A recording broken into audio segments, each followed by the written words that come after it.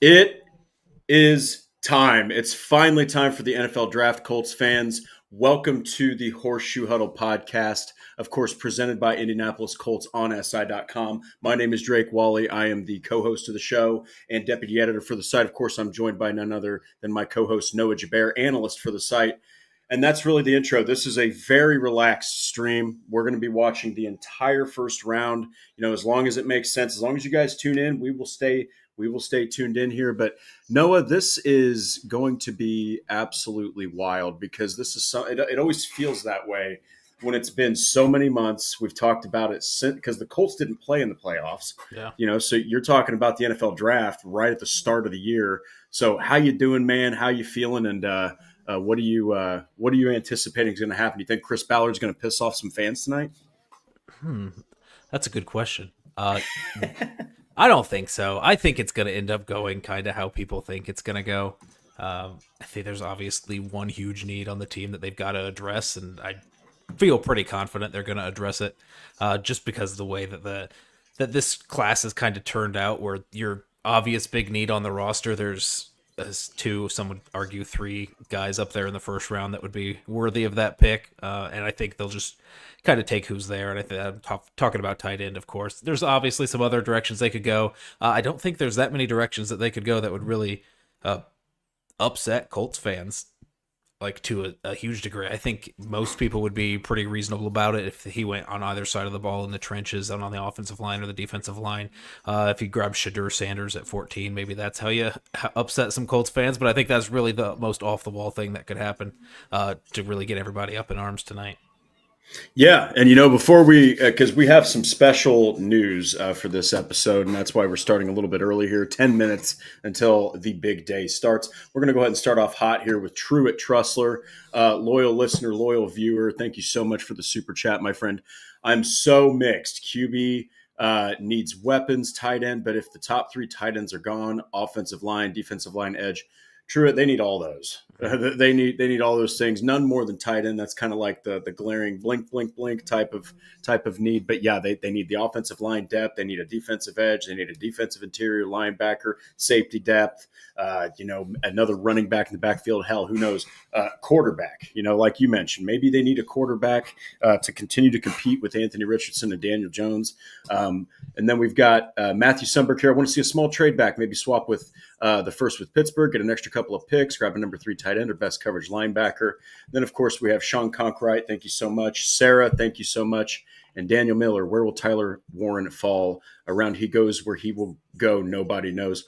We'll have to see. That's going to be interesting. And then Sarah throws in a super chat. I want either Warren or Loveland. If not them, then offensive line. So going to be amazing. But before we even continue here, we have a couple special guests.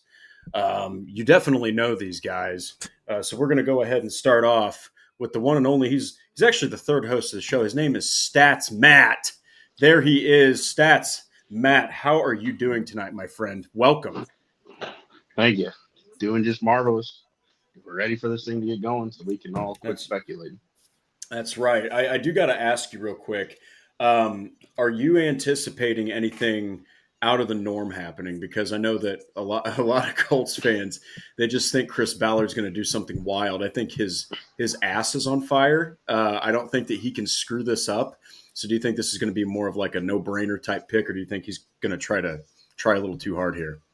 I mean, who freaking knows? It all depends on what happens in front. If there's a bunch of trades, like, they're talking Jacksonville and everything else, it just depends on. I mean, he might fall into our lap the way some of this stuff's talking. Yeah. I mean, we'll have to see. And of course, we're going to have a 4-man crew here for the time being. We'll just kind of keep it going as long as it makes sense. But the other guy, you guys definitely know him. In fact, I think Sean. Yeah, Sean. It's like Noah mentioned before the show. I think we get somebody that asks about this guy every single episode. But the one and only former co-host of the Horseshoe Huddle. There he is, Andrew Moore. Look at that guy looking like $1 million. Andrew, go ahead and just tell us about what you think about the draft. And welcome back, my friend. Yeah, gentlemen, it's fantastic to be back on the Horseshoe Huddle, seeing all the chat, seeing Patrick being a menace from the very jump. You love to see Already. it. Sarah, Sean Contright, Truitt, everybody, all the good people. It's great to be back. You guys have been killing it. And Drake, honestly, I'm torn on this draft because ultimately, right now we're hearing all these reports. There's going to be a lot of trades, a lot of movement. Things aren't going to go as planned. But we kind of talked about that last year as well. Leading up to the draft, there was a lot of speculation. There's going to be a lot of trades, all these quarterbacks. How are teams going to get in place for them? There was only one trade in the first round. So we'll see. The Browns and the Jaguars are certainly the biggest names to go right now. But in terms of the Colts, there's been a lot of smoke around Tyler Warren, Colston Loveland, as there should be. Jahad Campbell's name's been thrown in the mix. O-line, D-line. Colts could go a lot of different directions here, but I think we all assume that they're going to go tight end. And a lot of people have, in the past couple of weeks, maybe moved off that Tyler Warren's going to be there, and now it's all pretty much you look across the board that's going to be Colston Loveland. I still got that gut feeling. I had that gut feeling with Brock Bowers last year that he was going to be there for the Colts, and he almost was. That train, Drake, was a whistling. Brock Bowers was coming down to the Colts, got snagged up. I just keep going back to, yes, it's a different kind of draft, but in this type of draft, the premium positions are always going to get pushed up, like quarterback, like offensive line, like pass rusher. I could see that happening, especially with the tackle class not being as deep as, a lot of people think it is. I could see three offensive tackles going in the top 10, and that's going to push Tyler Warren and Colston Loveland down there. I still think Tyler Warren's going to be there at 14. I think he's the guy that the Colts have as their top tight end on their board. And we'll see if I'm right, or I was the lone guy on Horseshoe Huddle to take Tyler Warren in the mock draft. So we'll have to see. But I'm excited to be with you guys. Excited to see how this draft shakes out. Excited to join the chat and see everyone in here as well. It's going to be a fun night. Yeah, and chat, this like we had mentioned before, clearly this is just laid back. We're going to be here a while.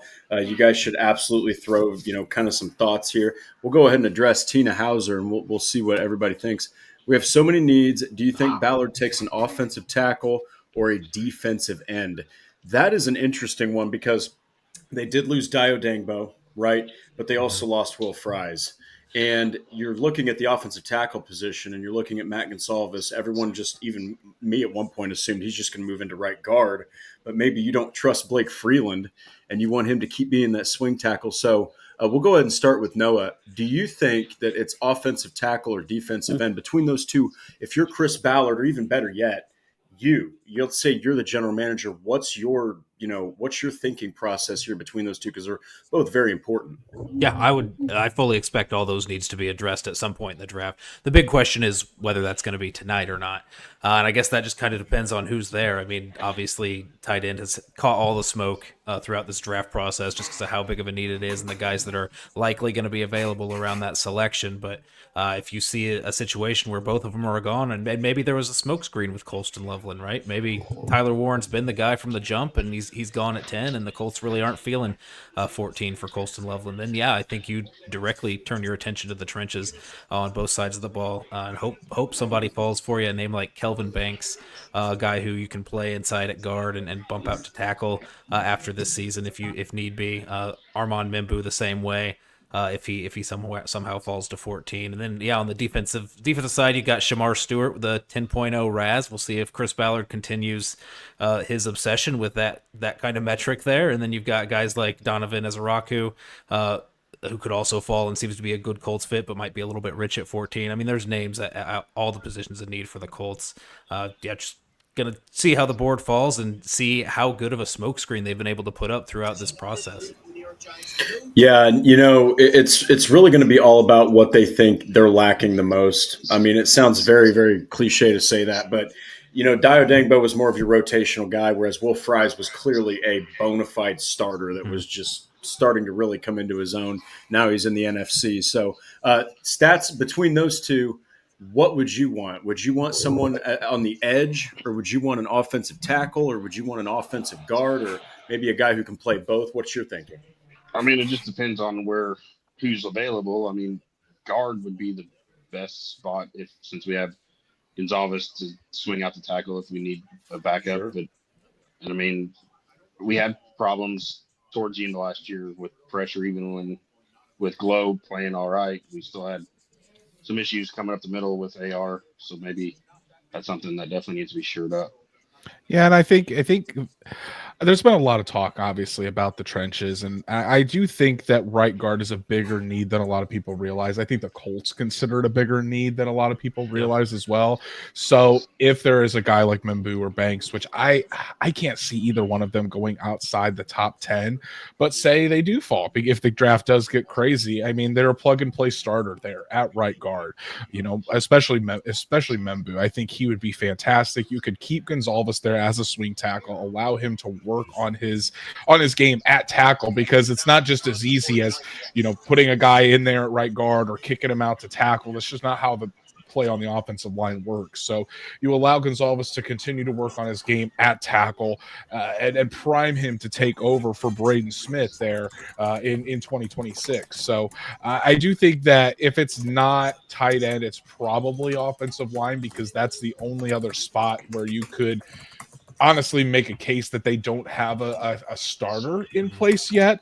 And then you can address edge in the later rounds or in tight end a little bit further. Mason Taylor's there, Terrence Ferguson in round 2. Obviously, you can go JT Tuimoloau there in round 2, who I think could be a really good fit for the Colts. So it's going to be interesting, to say the least. And if the Colts want to control their destiny and they have a player that they say, we got to go get this guy, then you might see him be aggressive. Chris Ballard was aggressive in free agency. Who's to say he's not going to be aggressive in the draft? Yeah, and look, this guy is pretty much on his last leg. I know that Ballard has survived all this time, and Jim Irsay's been really cordial with him, and he's allowed this kind of mediocrity to continue. But you're also talking about 17-17, literally the most boring record you can have in 2 years with Shane Steichen and Anthony Richardson. So, anything's possible. Anything's possible here, and you really do have to help him the most. Offensive line helps. Tight end helps. Even if you're thinking on the other side of the football, that also helps a quarterback, especially if a quarterback that makes mistakes. And so we'll have to see. But it looks like the draft, has it officially started? It's almost there. Oh, man. They're doing their opening, but it's 8:00. So the Titans are on the clock. We know who the Titans are going to pick. The draft really starts, if there's a trade, it starts at 2. If not, we can assume that the Browns are going to take Travis Hunter, but we'll know soon how crazy this draft is actually going to get, or if it's going to end up being a chalk draft like we saw a year ago. Yeah, and I'm already looking, and Patrick, my goodness, you are on fire in this chat. You are just you're putting some really ridiculous stuff. I love you, Patrick. Nothing new from the CFO of the show, but okay. Sean over here saying, I hope we get Schlesinger in the second round. This is a Ballard draft, so I expect trade backs. Do you guys, anybody can jump in, do you guys think if he's sitting there at 14 and he doesn't like who he has on the board, not best player available, do you think that he's going to be like, no, we need to trade back? Are you talking about if Warren's not available? Warren or Loveland or Warren, Campbell? Loveland, yeah. I mean, I'd be a fan of that. Honestly, I think it's always been kind of his process to do that. If there's not a guy that he likes and he's not going to force it, I genuinely believe that's true when he says that. I don't think he's the type of guy to force a position of need. It just so happens that every draft he goes into at least one glaring position still on the roster that needs to be filled, and he just kind of hopes that somebody falls at some point in the first 2 days to that pick, and it usually happens just because that's how the draft worked with so many prospects. But yeah, he's in a good position to address it, but I'd be a fan of trading back into early 20s, late teens, and picking up another round 3 pick or round 4 pick or something like that. And I do think that the Colts are going to want to try to move around, certainly, maybe add some more capital, draft capital, especially if there's not a guy there in the first round that's a tier above the other guys on their board that they could get potentially at, 19, 20, 21, something like that. In terms of Schlesinger in the second round, love Schlesinger. Fantastic player. I would say, in terms of off-ball linebackers, he's probably my number 2 behind Jahad Campbell. But I'm not sure if the Colts feel like linebackers as big a need as the public does, especially and what kind of confirmed it for me was I already know internally from multiple people that I've talked to that they're very high on Jalen Carlisle and what he brings to that will linebacker spot. So is Lou Anarumo.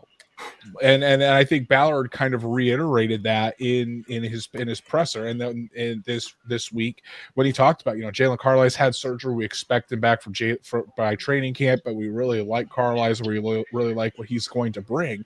And he also said we trust what we've had success drafting and developing linebackers in the past. So I don't know if they're going to use a premium day one, the day 2 pick on an off-ball linebacker. I think, if they're looking for a guy that could more or less replace Grant Stewart and kind of develop that guy on special teams and add some depth there behind Zaire Franklin and Jalen Carlisle, I almost think that's more likely than not. However, if they get to the second round and Schlesinger is their top player on the board, it's not going to prevent them from taking him.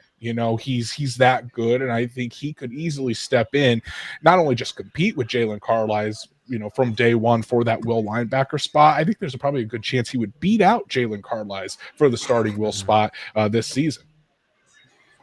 Yeah, and Jalen Carlisle, I mean, he's really, really gifted, especially as a coverage linebacker. He showed so much of that, and as we've talked about ad nauseum on the show, it's a lot of that's due to his safety background, and he just converted over. He's a smaller, lighter linebacker, but stats. I'm curious about your opinion on Schlesinger. Do you think that he's pretty much a lock, or do you think that they might go somewhere else in the second round, even if he is available?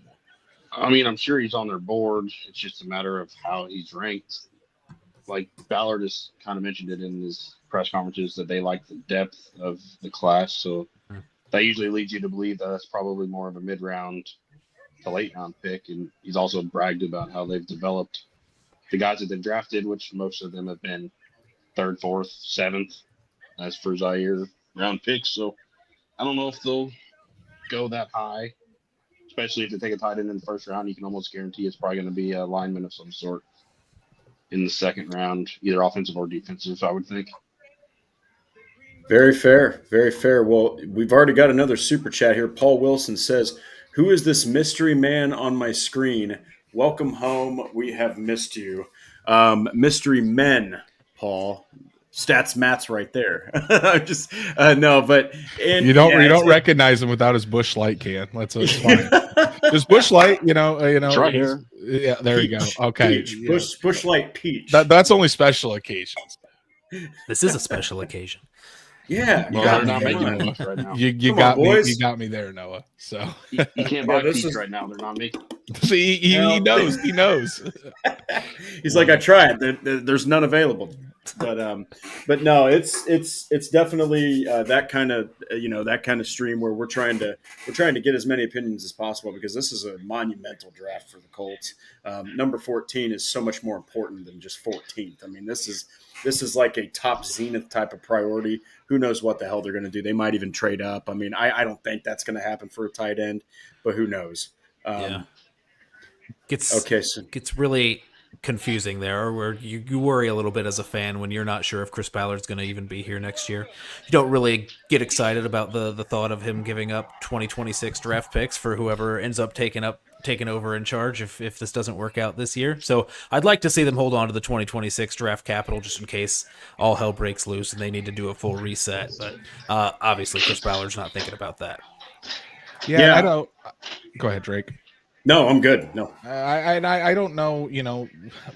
I know we don't want to think about it, but 2026 quarterback draft class is a hell of a lot better than this draft class. So, and I'm not even including Arch Manning, who I don't think is going to come out since they publicly said he wants to play 4 seasons at Texas. But that quarterback class in 26 is looking a lot better than this one. And if Anthony Richardson doesn't work out this year, the Colts could be in the market for taking a top quarterback. So ultimately, I think that if the Colts are thinking about that, they want to keep as much draft capital for 2026 as possible in case a move up is needed, whether Chris Ballard and Shane Steichen are here or not. Yeah, I mean, at the end of the day, they really do have to. I mean, this is such a critical draft that I think if anything does happen, it's going to be a trade back to recoup picks. Like, you can't really give up any assets now. You can't really give up any assets next year. It's like a weird team. It's like you've got a balance of veterans, but a balance of young guys. And now you're bringing in Lou Anarumo, who doesn't necessarily have not to knock on the guy, but he doesn't necessarily have the best history with younger players because his scheme is so wild.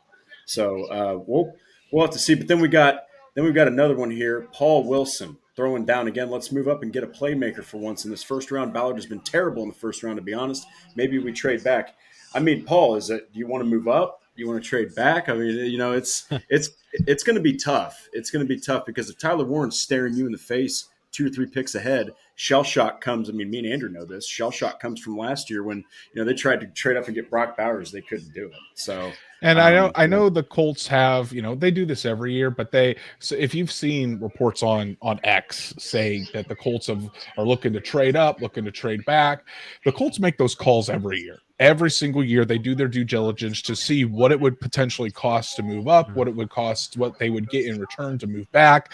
They want to make sure they have all of that information ahead of time, so that way they can make a quick decision to either, okay, let's go get this guy, or let's trade back and get the best value we can for that. So while the Colts I'm certain they've made calls about trading up and trading back, a lot of that is just them doing their due diligence to try to find out exactly what that would cost and what they could possibly get if they did move back. So, but it looks like the Tennessee Titans are on the clock, so we're officially started, gentlemen.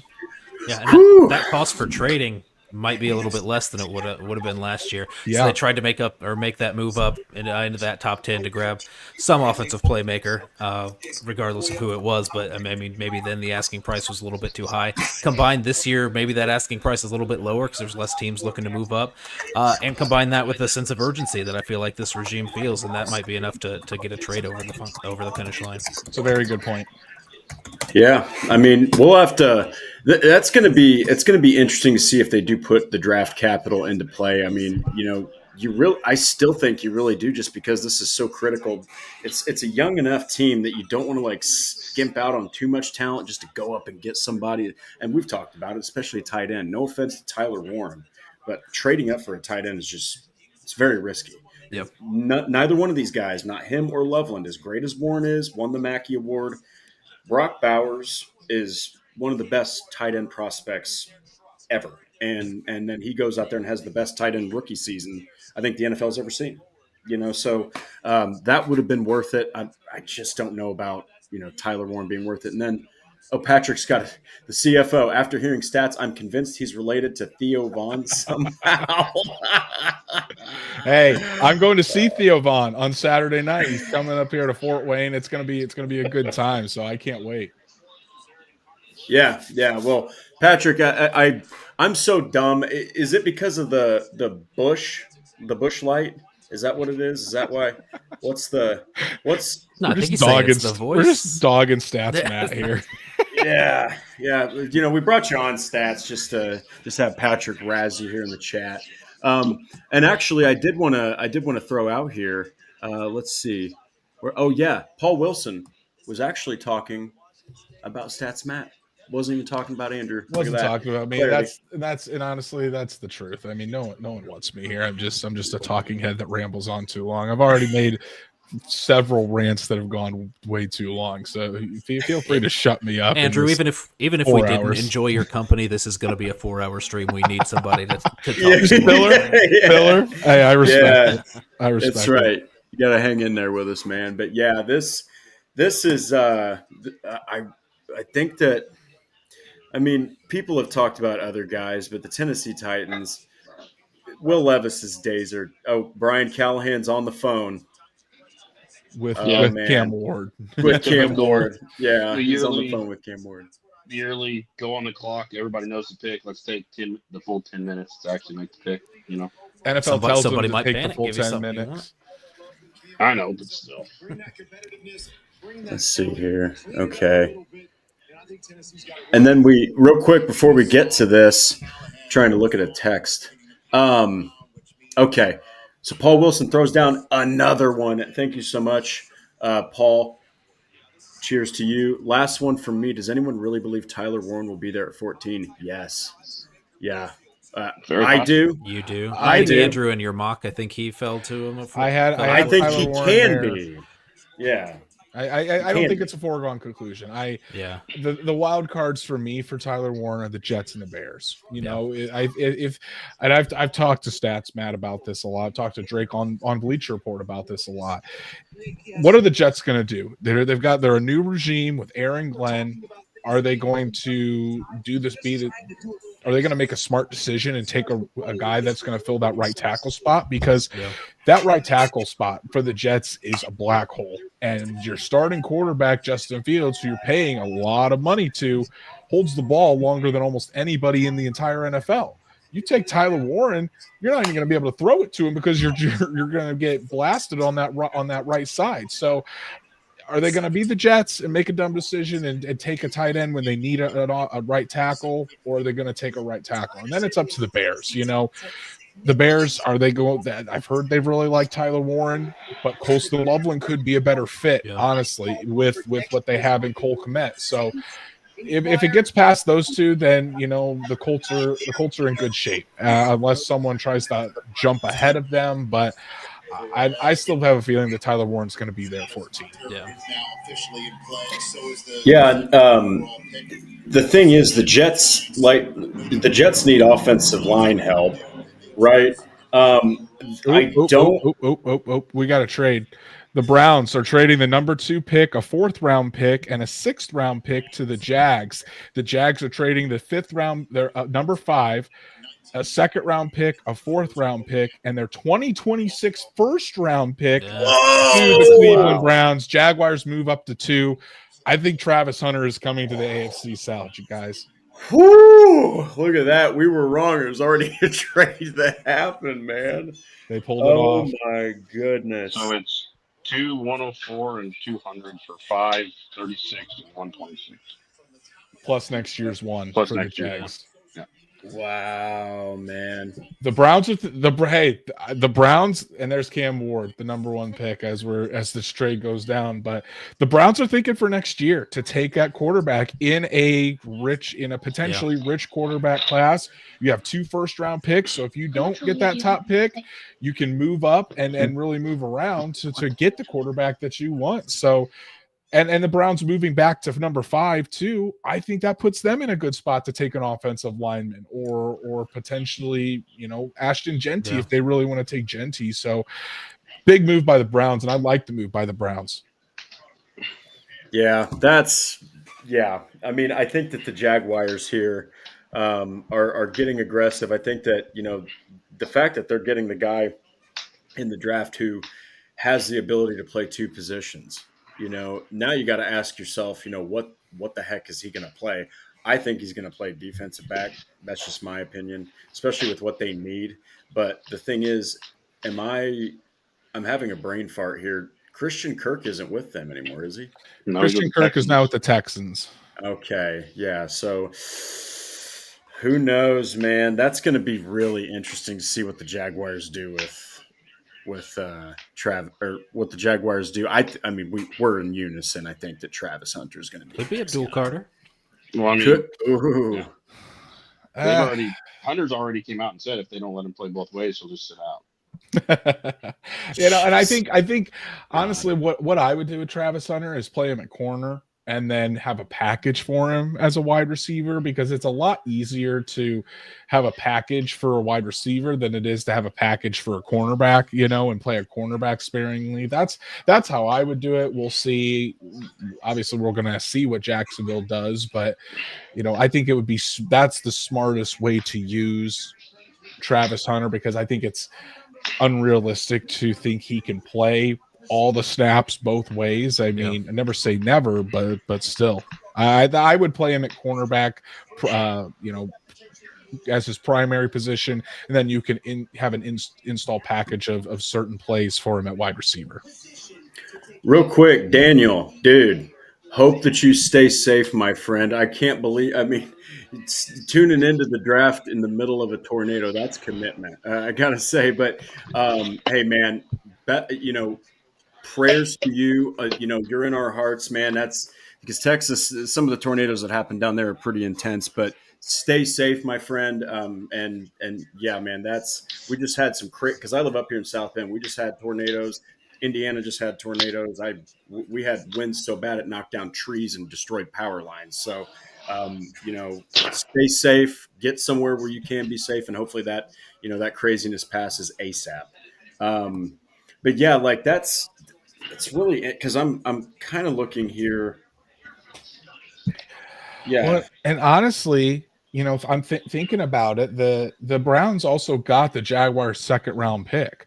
So if the Browns really want to, they could take a quarterback, a young guy in the second round, whether it's if somehow Shedeur Sanders is still on the board. I don't know if he will be, but Jackson Dart, Jalen Milroe, Tyler Shuck, there's a lot of different options. If the Browns like a quarterback in that area, they could do that as well. They now have 2 picks there in the top, the top of the second, or hey, you even take the couple of those second round picks or one of those second round picks, move back into the first if you want to take your quarterback, if you like one enough in this class. So I really like this trade for the Browns. It gives them so much flexibility to be able to address quarterback and still get a top 5 pick and still get probably a blue chip prospect in this class.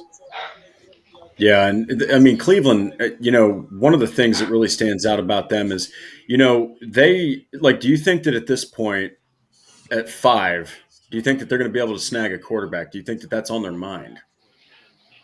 At the Browns, if they're at 5, if they were going to take a quarterback, they would have stayed at 2. Why? If you feel like that guy is you're going to use a top 5 pick on a quarterback and he's going to be your franchise guy, you don't mess around. You just stick at 2 and take him. Yeah, and it looks like now the Jags already have their pick in, so clearly they had this one. They had this one in the pocket ready to go when they made this trade. You guys think it's Travis Hunter, huh? I would assume it's Travis Hunter. Yeah, and I like the flexibility that gives the Browns, like Andrew mentioned, for next season when the race for a quarterback's going to be on. But, man, just deciding not to draft Travis Hunter, who might be a blue-chip prospect at 2 positions is rough, and 2 positions that they could use. It's definitely a gamble because you're just going to see him play over the course of however long he's doing it. And if he works out at both positions, then I don't really think it matters who you end up drafting with the number 5 selection, because I think he missed out. He don't even have to work out at both positions if he becomes an all-pro at one position. Yeah. Yeah. Wow. That's definitely interesting. I'm really, really intrigued to see what the Browns do. I would assume my assumption is either offensive line or maybe Mason Graham. Yeah. Mason Graham would be interesting. I didn't even think about that. Someone in the middle to pair with Myles Garrett. I know what I need to pull up here. Need to get the Indy draft guide pulled up, don't I, Andrew? Yeah, how are you guys enjoying the Indy draft guide? Because I tell you what, this year was a grind with Zach and I. But hey, we got it out, proud of it. And before they announced Travis Hunter, I can read, look at Cam Ward. I'll just give the player comps. We gave Cam Ward the player comp of Jordan Love, so we'll see if it turns out that way. But Cam Ward obviously is a guy that's really creative, a playmaking quarterback, got a really flashy arm, quick release, definitely has some decision making that can be sporadic at times, but he's by far and away the top quarterback in this class. I think there is a considerable gap between him and who we had as the number 2 quarterback in Shedeur Sanders. Oh man. Just announce the pick. We don't need all the extracurriculars. Eric Armstead.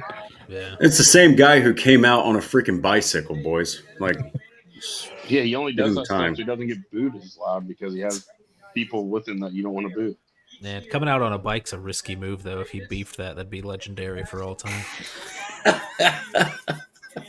Just fall off. Yeah. Fall off the just stage. eats it right on. I kind of miss the COVID draft where he was sitting in his leather armchair in his basement. As the draft went along, he just kind of sunk further and further down into That's his gonna be chair. us tonight, I think. Oh man, you're gonna stand up after these 4 hours. I remember last year standing up and your butt and your back hurt just from sitting in an upright position the entire time.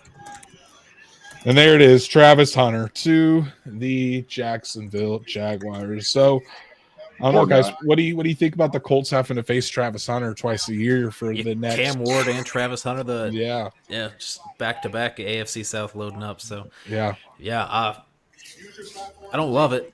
I don't love it, but it sucks. We've seen these two teams screw it up before, so I'm just gonna hope they do it again.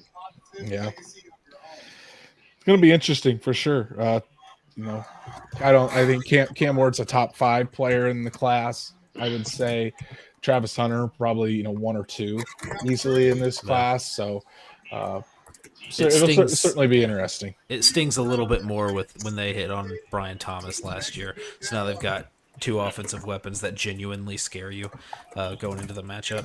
Mm-hmm. Now let's see if the Giants don't screw it up. The Jacksonville Jaguars select Travis Hunter, wide receiver. Yeah, good Lord. Man, you know what? The closest thing to Travis Hunter don't you guys think it's been Deion Sanders? Pretty much. I mean, like Troy Brown did it for the early Patriots days, but that was just, a couple snaps on the other side. Yeah. Okay, so we got so enthralled in the draft here that we didn't even realize that there's a couple super chats here. DSG Goodbar, legend. Thank you so much, my friend. Great to see the 4 horsemen of the huddle. That's such a badass name. We're going to call ourselves that for tonight. That's a podcast name right there. The 4 horsemen of the huddle. I love it. Probability of Colts taking Taylor at 14 if Warren and Levlin are gone by 14. Love y'all in our community. I'll go ahead and we'll let whoever wants to take that one on. Tight end is important. I don't know if Indianapolis would say we have to use 14 for the tight end. I hate that, honestly. There's what's best case scenario? Just open forum here. What's best case scenario for Mason Taylor's career? Is there a player you would compare him to? If he ends up being Jack Doyle, would you be happy with that? I'd be happy with that, but I wouldn't draft Jack Doyle at 14.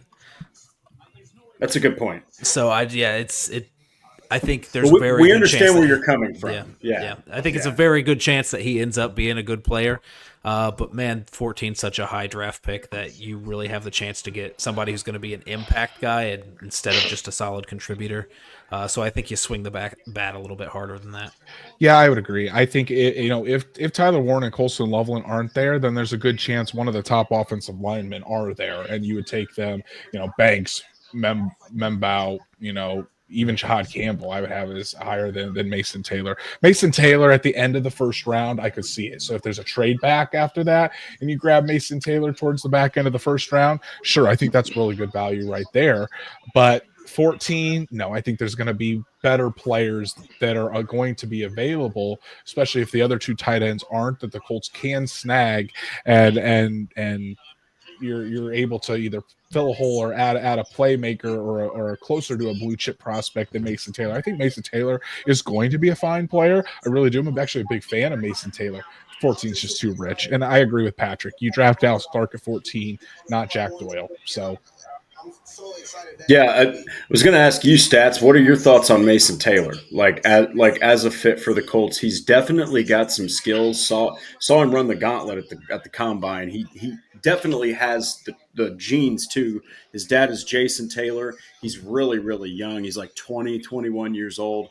What are your thoughts on Mason Taylor? If the Colts were to get him, he's probably fallen to the second round. But if they were to get him, do you think that they're getting themselves at least a good tight end? Maybe not Warren or Loveland. I mean, he would step in and probably be the best tight end on the roster day one in terms of skill set overall. That's fair. And he can block, he can catch.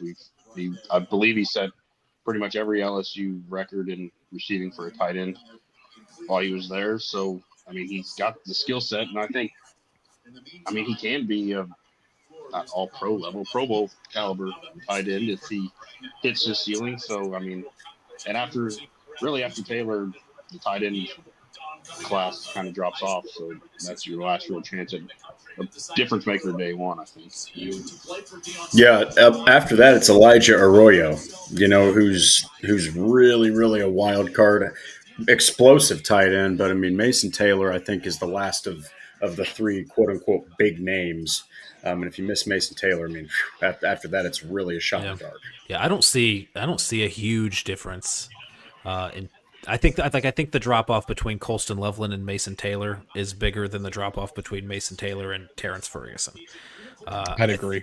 So I'd be way more comfortable if you're not getting one of those top two guys instead of reaching on the position to kind of just see what falls your way in rounds 2 and 3. It just sucks that the Colts have put themselves in a position where, man, if you don't come out of at least Friday with a tight end, then you're like grasping at straws, hoping for a Mark Andrews or a Dallas Goedert trade. And when you're coming after the draft and everybody knows your only option is to trade for a starting tight end or you're not going to have one, then that really puts you at a disadvantage in any situation when you're calling to make a trade, and they can kind of jack that price up as high as they can get it. That's fair. That's a really good point, because then you kind of got both hands tied behind your back at that point and don't have any leverage in a negotiation. So, but yeah, DSG, you're the man. Thank you so much. Patrick Rye throwing down yet again. Colts curse at Jacksonville about to get worse. Hunter with 2 picks and a pick 6. Carter is the ticket to. Abdul Carter to the New York Giants at 3. It makes absolutely perfect sense. Yeah. That's a nasty defensive line. Now the real question is, what do they do with Kayvon? Yeah. You can't have too many, Chris Ballard would say. Yeah, you could never have too many. I think, Kayvon could probably kick inside. You rush Burns and Carter from the edge, and you put Thibodeau and next to Dexter Lawrence there in the middle. You might be a little... I mean, Thibodeau's not the biggest guy there, but I mean, I think that'd be passable for a third down package like that. Yeah. There's been some rumors swirling. That's the reason I brought it up. There was rumors swirling that Thibodeau might be a trade piece since they don't know if they're going to pay him. Yeah. It's a perfect NASCAR package. I mean, that third down pass rush is going to be absolutely filthy if Thibodeau stays in New York. Which is why I thought the Browns should have taken him to put with Garrett. Yeah. Sorry, I'm trying to also at the same time I'm trying to pivot and because I'm trying to pre-write my grades piece. You're cheating. I'm cheating, but I'm leaving it open to change it really quick. You're grading the pick already? He's grading a pick that won't happen for probably another hour and a half. Hey man, I got to get ahead of this, because I don't want to be the guy that's like, let me write this up from scratch. Worst case scenario, it's not the guy that I'm writing about, and it just turns out okay. I just got to move a couple things around. But I really like what the Giants have been able to do. Wait, hold on. Look at who showed back up. Tom Brady. Dude, aren't you like a buck or like what are you? He's a Raider now. He must have heard that I was on the show and he came around. So God damn you. Aren't you doing like Hertz car commercials or something now? Like you're doing all sorts of. He's probably going to be picking who the Raiders are going to be selecting. Shouldn't he be in a little bit in the room? Yeah, there you go. Yeah, pay attention, Tom. You're in the war room. What are you doing on here? Just don't So, take Tyler Warren or Colston Loveland, please and thank you. well, we can assume what Will Campbell's probably going at 4. Yeah, I would say that's a good pick. So, but yeah, the player comp for Abdul Carter that we had was Micah Parsons. Yeah. Lean build but dense. Room to continue to grow. Just his twitch, explosiveness. He's an incredible athlete. And then for Travis Hunter, we had him as a cornerback of the Indy Draft Guide and comped him to Patrick Peterson. So I think that's how he fits in terms of how he plays the cornerback position.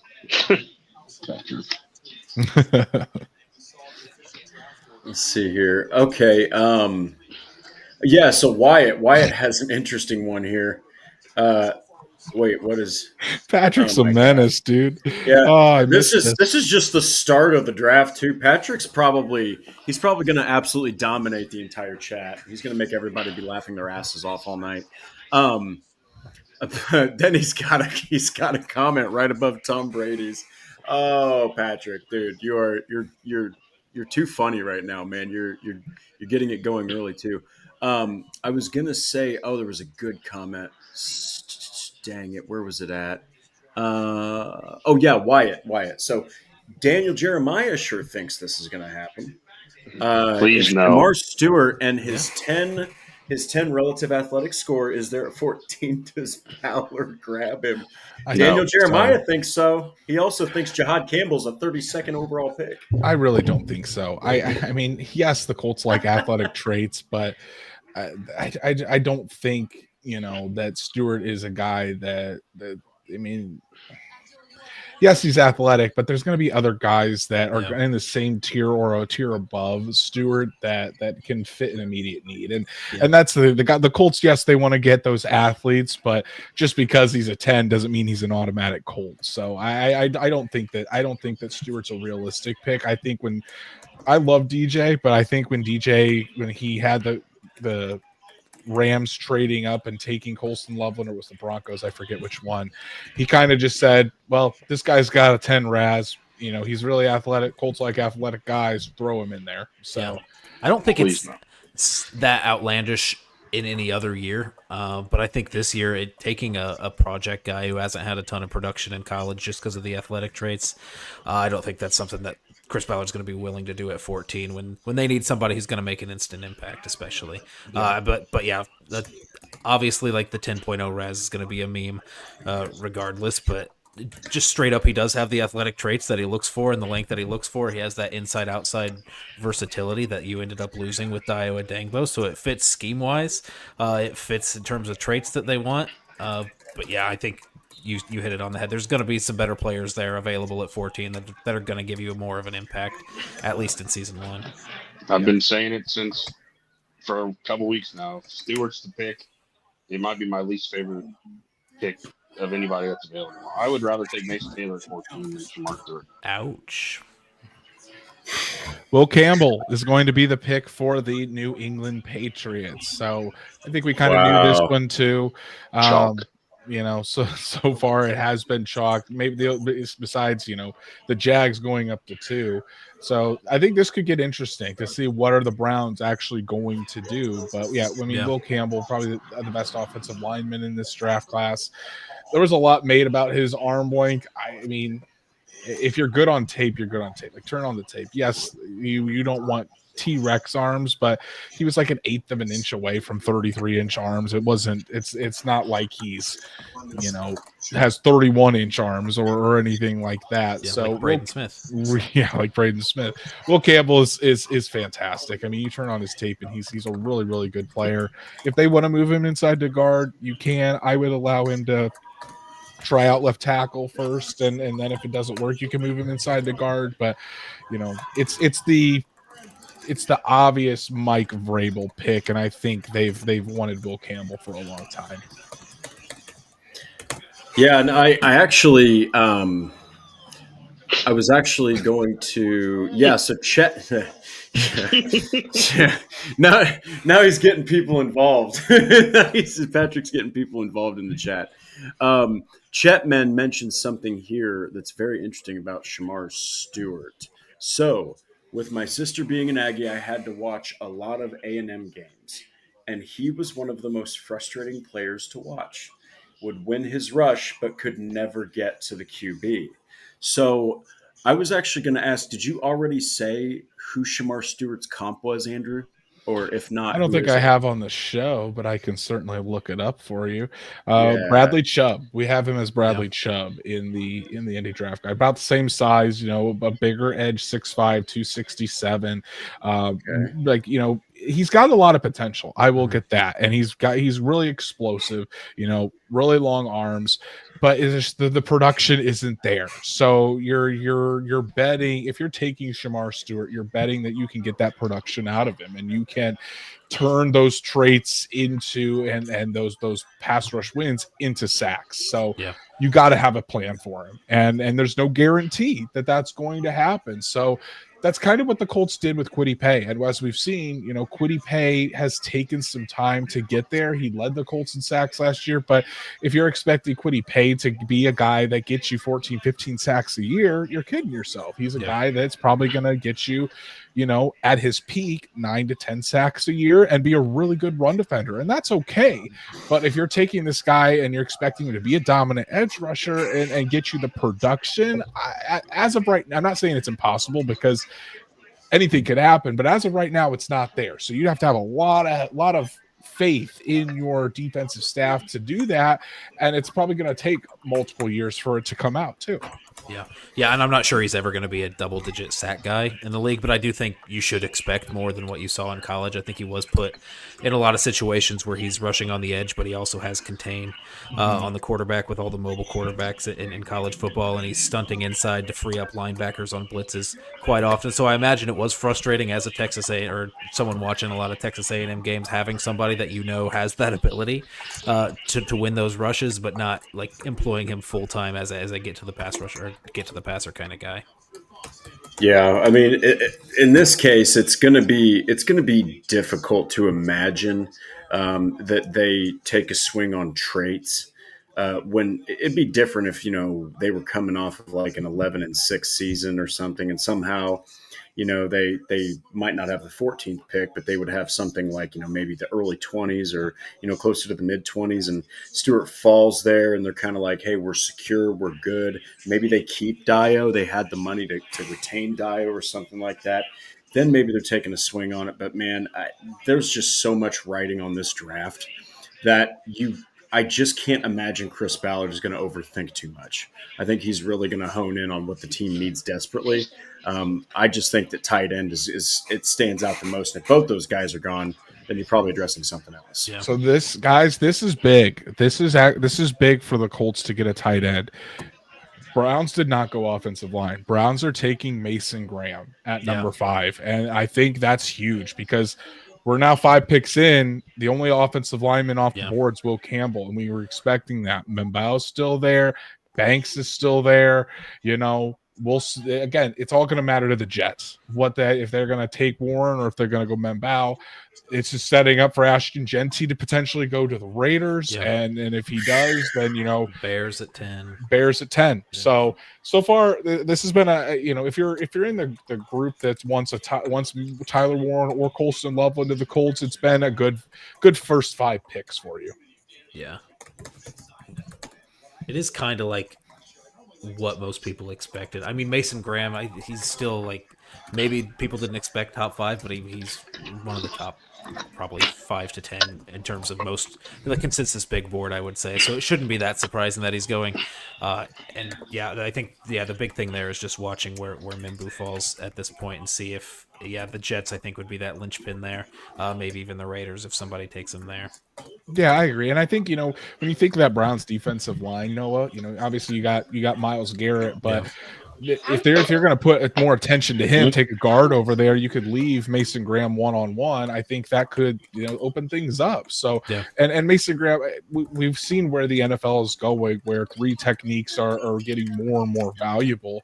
And I think Mason Graham just adding more to that defensive line to take away some attention from Myles Garrett, or if you're still going to put all the attention on Myles Garrett, which is understandable, then you want to have some guys that can win one-on-one and really be disruptive, especially up the middle there. So I like the pick for the Browns, and they move back. They still get a very good player in this class. And man, they got so much draft capital for not only this year, but next year as well. So I feel like a broken record here, but I really like the trade for the Cleveland Browns, despite missing out on Travis Hunter. Yeah. Andrew, I just got a question for you. If there's a situation, I know tight end's kind of the way that you go. Is there any offensive lineman that you would consider at pick 14 or like be genuinely happy that you could take at 14? I'm assuming Mimbu's going to be a guy who maybe his floor is the Dolphins at 13, so I'm not expecting him to be there. So outside of Campbell and Mimbu, are there any O-line that you would be interested in there at 14? Yeah, I'd be shocked if Mimbu gets to, or Mimbao, for sure, whoever you say it, gets to 14. Banks is intriguing because Banks he's only 21, but he's got a lot of experience at Texas, and I think Banks could play right guard or even be a tackle for you if need be. So I'm higher on Banks than I think maybe some people that follow the Colts are. Mm-hmm. Tyler Booker's interesting because I really like Tyler Booker's film. I just don't know how he would fit with the Colts. I don't know about his fit there. But yeah, I think. Sorry, go ahead. I was thinking, but Banks is intriguing for sure. Booker, I'm not 100% sold on. Yeah. Gray Zabel, I think, would be an instant plug and play guy at right guard. Gray Zabel is a mauler. He is fantastic, and I think what Zabel would do as well is, if you like him better at center, you can move Bortolini over at guard because the Colts really do like Bortolini's flexibility between guard and center. So there are multiple offensive linemen that will be there that I would be like, okay, this is a good pick for the Colts. You plug him in at right guard and you keep it moving. Yeah, I kind of feel the same way about Booker in the sense that I'm not sure exactly how he fits, and I do like a little bit more of the Kelvin Banks and Gray Zabel fits just because of the versatility you have there. A lot of people just projecting both of those guys to play inside primarily and stick inside. But I've mentioned with Drake on a few episodes previously that the Colts, in terms of like just the length they're looking for at tackle, have been willing to make exceptions at tackle. Bernard Ryman just pulled it up, not much, or his arms aren't much longer than Will Campbell's, who we just called T-Rex. And then there's Braden Smith, who obviously they drafted to be a guard, but were willing to push him outside to tackle, who has about 31-inch arms and is in about 20th percentile in terms of arm length and wingspan. So these guys like Banks and Zabel, I think, have the prerequisite measurements that are at least a little bit longer than what you've got in Braden Smith already. So I think they'd be comfortable giving him a try at right tackle if they don't work out at right guard, or if they need to move on from Braden Smith after the season and feel like tackle's more of a pressing issue. Yeah, Banks is just so versatile. And like I said, he's young. He's still got a lot of potential to get better, too. So I know he didn't look the best in the college football playoff, especially against Georgia. But again, I think with technique, and we've seen what Tony Sperano Jr. has been able to do with this offensive line. He's really turned it around, and he really gets these guys to work on their technique. So I think Banks would be a really good pick, maybe underrated. Maybe the fan base wouldn't be as sure because we haven't really talked about Banks as much in this pre-draft cycle. But I think once you saw him in action, you'd be pretty pleased with what you saw. Yeah, I think Dane Brugler of The Athletic even going so far as he doesn't think Banks will even be there at the Colts pick at 14, and thinks the Dolphins are pretty high on him, and it seems like the Dolphins are, just with the offensive lineman that may be available, it seems like that's the direction that they might go. So yeah, somebody we haven't even been considering, I for the longest time just assumed that he would be there at the Colts pick, so I always had him in the back of the mind, but it seems like that might not even be the case at this point. Yeah, exactly. And the rumors Rich Cimini put out today for the Jets was he actually had thought that the Jets had Banks ahead of Mimbao. Yeah. And that the big board for the Jets would be Banks, Warren, Mimbao. So and we're going to find out. We're going to find out soon what the Jets pick because they are on the clock. The Las Vegas Raiders have taken Ashton Genty, running back out of Boise State, with that sixth pick. Tom Brady's back in the war room taking. Exactly. Ashton Genty pairing with Geno Smith there at the Raiders. So, I didn't take another tight end. Why not? Yeah. At 3. Who was it? I was watching the NFL. Oh, it was Maurice Jones-Drew, or either Maurice Jones-Drew or Derek Carr, or David Carr. One of them said, "Why don't the Raiders take Tyler Warren there at 6, and then you run an unstoppable 12 personnel?" And I wanted to smack that person off the screen. 13 personnel. Oh, geez, man. So try to have 3 tight ends out there and get all your DBs to cover tight ends. We will see if the something too. I know Carolina's been really wanting. Fielding calls for 8, and Adam Schefter actually just said that. So we'll see if the Jets take Membao, do the Colts jump up and to 8 and try to get try to take Warren before the Saints go on the clock, or the Bears. We'll have to see. The Panthers pick seems to be like that thing that everybody's watching to see if they move out. They seem the most likely and the most willing to jump down a few spots. Mm-hmm. There's a guy in the Discord that I already said that he expects that to happen, but I just wonder how big of a gap they have on the board between Warren and Loveland. If they're both there at 8 already, do they think that one of them's going to fall to them and they don't waste the extra capital? Or it's interesting. Yeah, I saw stats, or Patrick already said that in the chat. My bad, brother.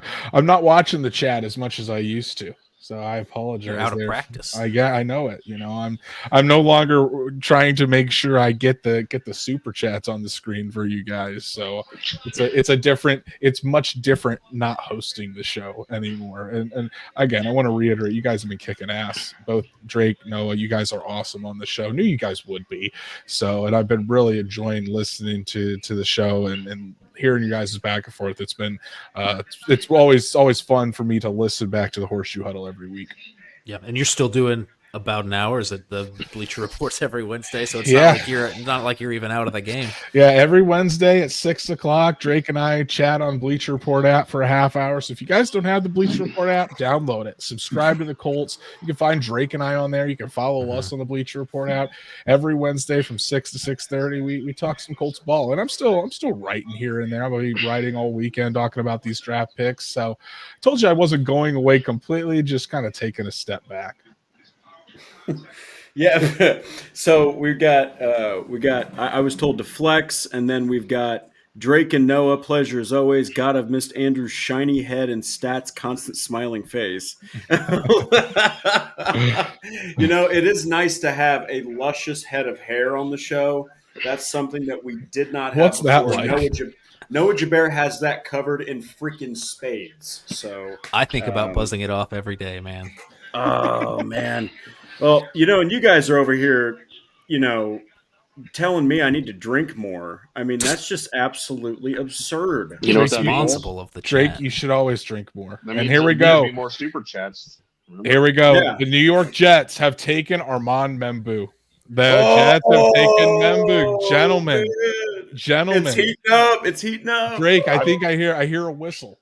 I hear a whistle don't out say there. that. Don't say that yet. We I said hear this a last whistle. year. We said this last year. Remember, the whistle was coming until the Raiders took it out from underneath you.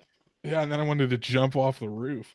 So, but yeah, that's big. That's big. Armand Membou. Now the pig. Listen, my wife does that to me all the time. The SpongeBob, where she just bald. She tells my son to point at me and say bald, and he can't even talk yet. So call the hat. Great. Listen, I shaved the head. I was like, I'm not wearing a hat. I'm just gonna let it. I'm embrace the confidence, baldness, man. Yeah, You can get the nice tan lines like people have in the summer, where they the hat line. Yeah, that happens when I mow the yard, because otherwise my head would just turn into an absolute you water. get that little semicircle in the back where the straps at. Yeah, where the perforated part of the hat is. I mean, Paul, you know what? I mean, you're gonna say it that much. I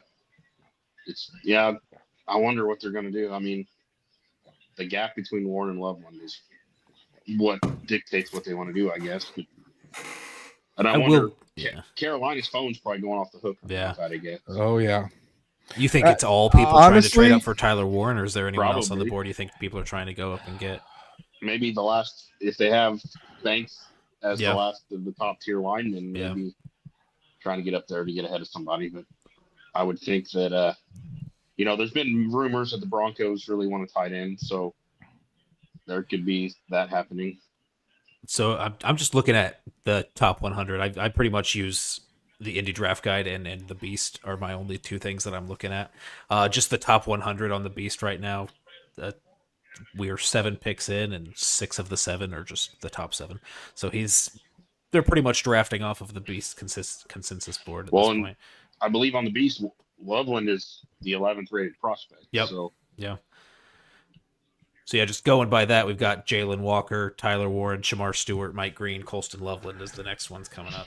Something that might affect the calls to the Panthers as well. I know a lot of teams were trying to get up there for Genty, and so with Genty no longer on the board, does that take a lot of teams out of it? Ricky Johnson, Bleacher Report, not on YouTube, but the Bleacher Report app. So if you go on the Bleacher Report app, you follow the Colts, you'll see Drake and I every Wednesday night at 6 p.m. Eastern. So yeah, it's going to be interesting to see, but I think, the Jets taking Mbaut certainly helps. We'll see if the Colts trade up here. I'll go on the record, say 1, I don't expect it, and 2, if they did, I would not be happy about it. Yeah, I don't see them doing it. I don't see them doing it unless he maybe falls to the Bears. I could see it if they get to 10. I think this is a little trading up now is a panic move, especially because yes, Warren's probably number 1. But I don't think there's that big of a gap between Tyler Warren and Colston Loveland for the Colts. Yeah, I mean, I guess it depends on Shane Steichen. I think he has a pretty clear vision. They're not that similar as players, even though they play the same position. So I think he has a pretty clear vision for which one he would prefer in terms of playing style. And that might not be clear to really anybody. So other than the people within that organization. So, I mean, they could have Colston Loveland ranked as their number 1. Yeah, and I wouldn't be that surprised. That's the interesting part because Loveland almost fits the offense better as far as the receiving part of it. Warren fits the offense better, at least day one in the blocking part of it. I do think Loveland will get there in blocking. I think he gets into a strength program, gets some bulk to him, and gets with a NFL coach. I think he will get there eventually. Gets past his shoulder injury, so it might take a little bit longer year 1 to get there, but I think he gets there. I know last year the personnel in the tight end room was rough, so it's kind of hard to gauge how they wanted to use those guys. But I do think that Tyler Warren slots really well. If you're just playing with one tight end, that 11 personnel, then you've got Tyler Warren there that can be in there. But if you're playing with 2 tight ends, then I think you have Wally Cox sitting in there as that Y, and then a guy who's a little bit more versatile like Tyler Warren that can line up at that H, that F, that can bump out into the backfield and play in that wing a little bit more naturally. But then you got Colston Loveland. If you've got somebody you want to send out in the slot, I think you prefer him out there. So, I mean, there's just any way that you want to slice it. I think there's a pros and cons to each of these guys. I guess it just depends on the formations that they want to lean to and those kind of tendencies that they want to focus on next season. Well, boys, I've got my entire piece written up. Drake's writing away while we're talking and analyzing the picks. I'm staying up till midnight tonight. I'm getting it done now.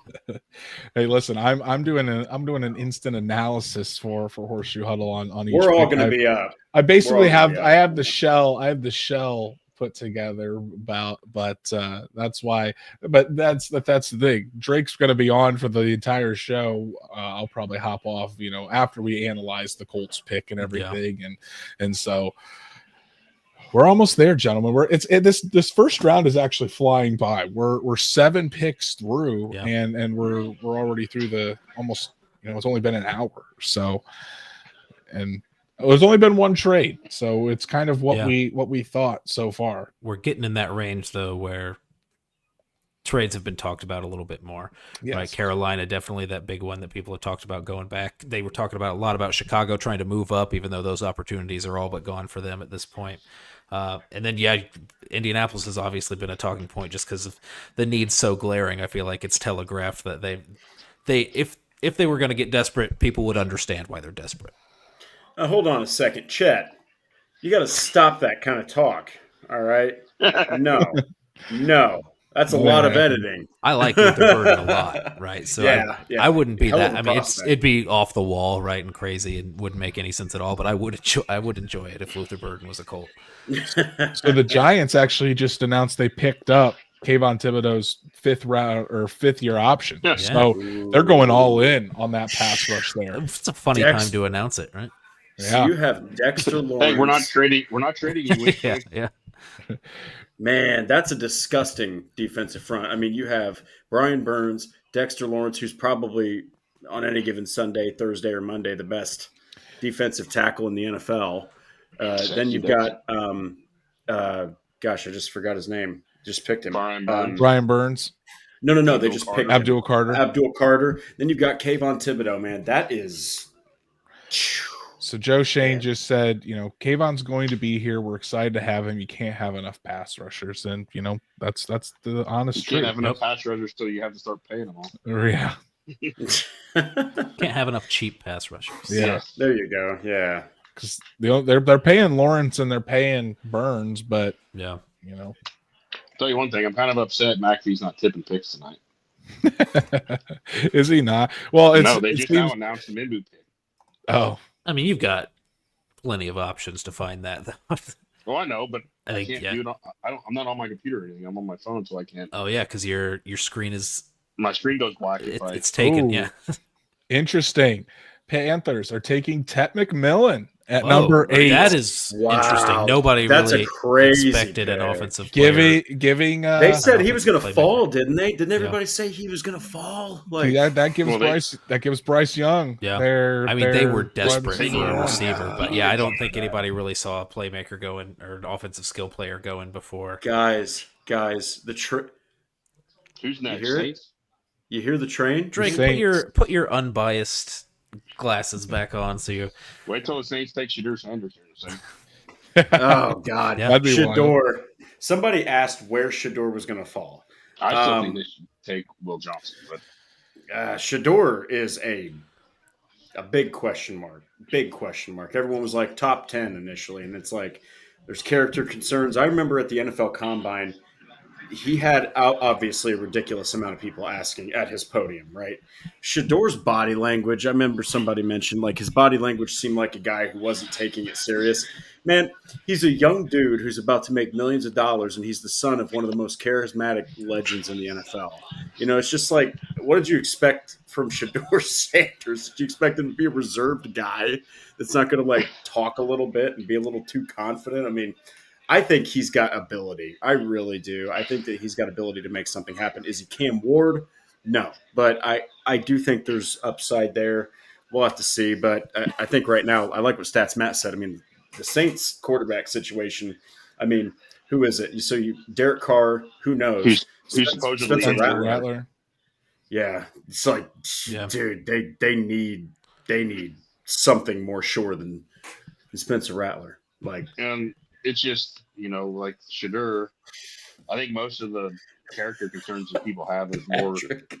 his dad maybe being in his ear too much and not necessarily listening to the coaching or whatever. But,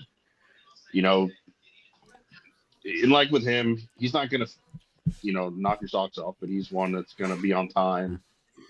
Yeah. It's one of them low, he's probably the lower ceiling, but he has a higher floor.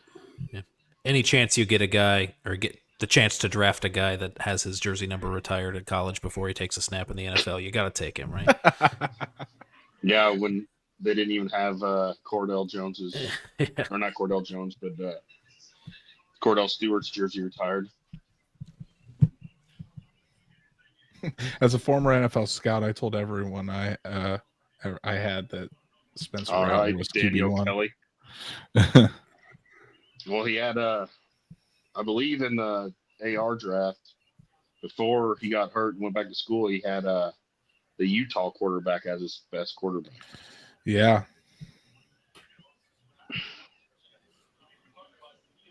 Cowboys are a wild card too. I see that in the chat. They're, I think they need another weapon, so I don't know if they go Hampton or if they go with a wide Hampton or receiver. Matthew Golden, I would say. I'd Or probably an go. offensive lineman. They might take Banks too. They lost Zach Martin. Yeah. If the Bears don't take a tight end, I think Banks goes to the Bears. So we'll see. Didn't they invest enough in the interior? I guess he could play tackle, but most people think he's going to move to guard. Yeah. All right, guys, you talked me into it. I'll be right back. I'm gonna go get another beer. Okay. Take it easy, guys. I'll be back. All Who right. was that, Paul? Shout out to Paul for Shout out to Paul. Shout out to Paul. Might be considered a bad parenting moment, but my daughter was sitting here and I told her to go give me a couple more out of the fridge, Stocking up, I like it. even though she was supposed to be in bed an hour ago. It's all right. It's draft day, no rules. My wife's gone, so I can't really get up and go over there and get on her. I've been putting my knife on mute every so often. Steph, you have priorities. You're on a show right now. You can't just get up. All right. Yeah. You know, Then my you wife can't just get up texted me like that I I'm just dead. did. Yeah. The host of the show just got up. Yeah. Well, My guys, wife just- you know, First one to already tap dead. out was. Well, hey, listen. When we the very first live stream we did for the drafts, I think Stats Matt probably remembers this. This was back during the Colts podcast with Brandon and I. Brandon was playing Xbox while we were doing the stream of the draft. So yeah, Drake going and getting a beer isn't even the most wild thing that has happened on these on the draft. what was he stream. playing? Was he at least playing Madden? I don't even Who know. knows man. with Brandon? It could have been Fortnite. It could have been anything with Brandon. Let's be honest here. Boris Balkan, Straight my friend, Vanguard. you are wow. All right. Are you Russian? That's the only question I have. An NFL nerd says Zima. I don't know, man. We'll have to see. Oh, We'll have to Patrick. see. Yes. Patrick, man, dude. He's got a counterpunch for every single comment. Quick, man. in the- Quick. In YouTube and on Twitter if you follow him on Twitter. Oh, Patrick, this is why it is just a treat to have. I you like here, Patrick man. embracing the CFO nickname on Twitter with his new Twitter I handle. do too. I believe it's in his bio too. It's true. No one's going to argue.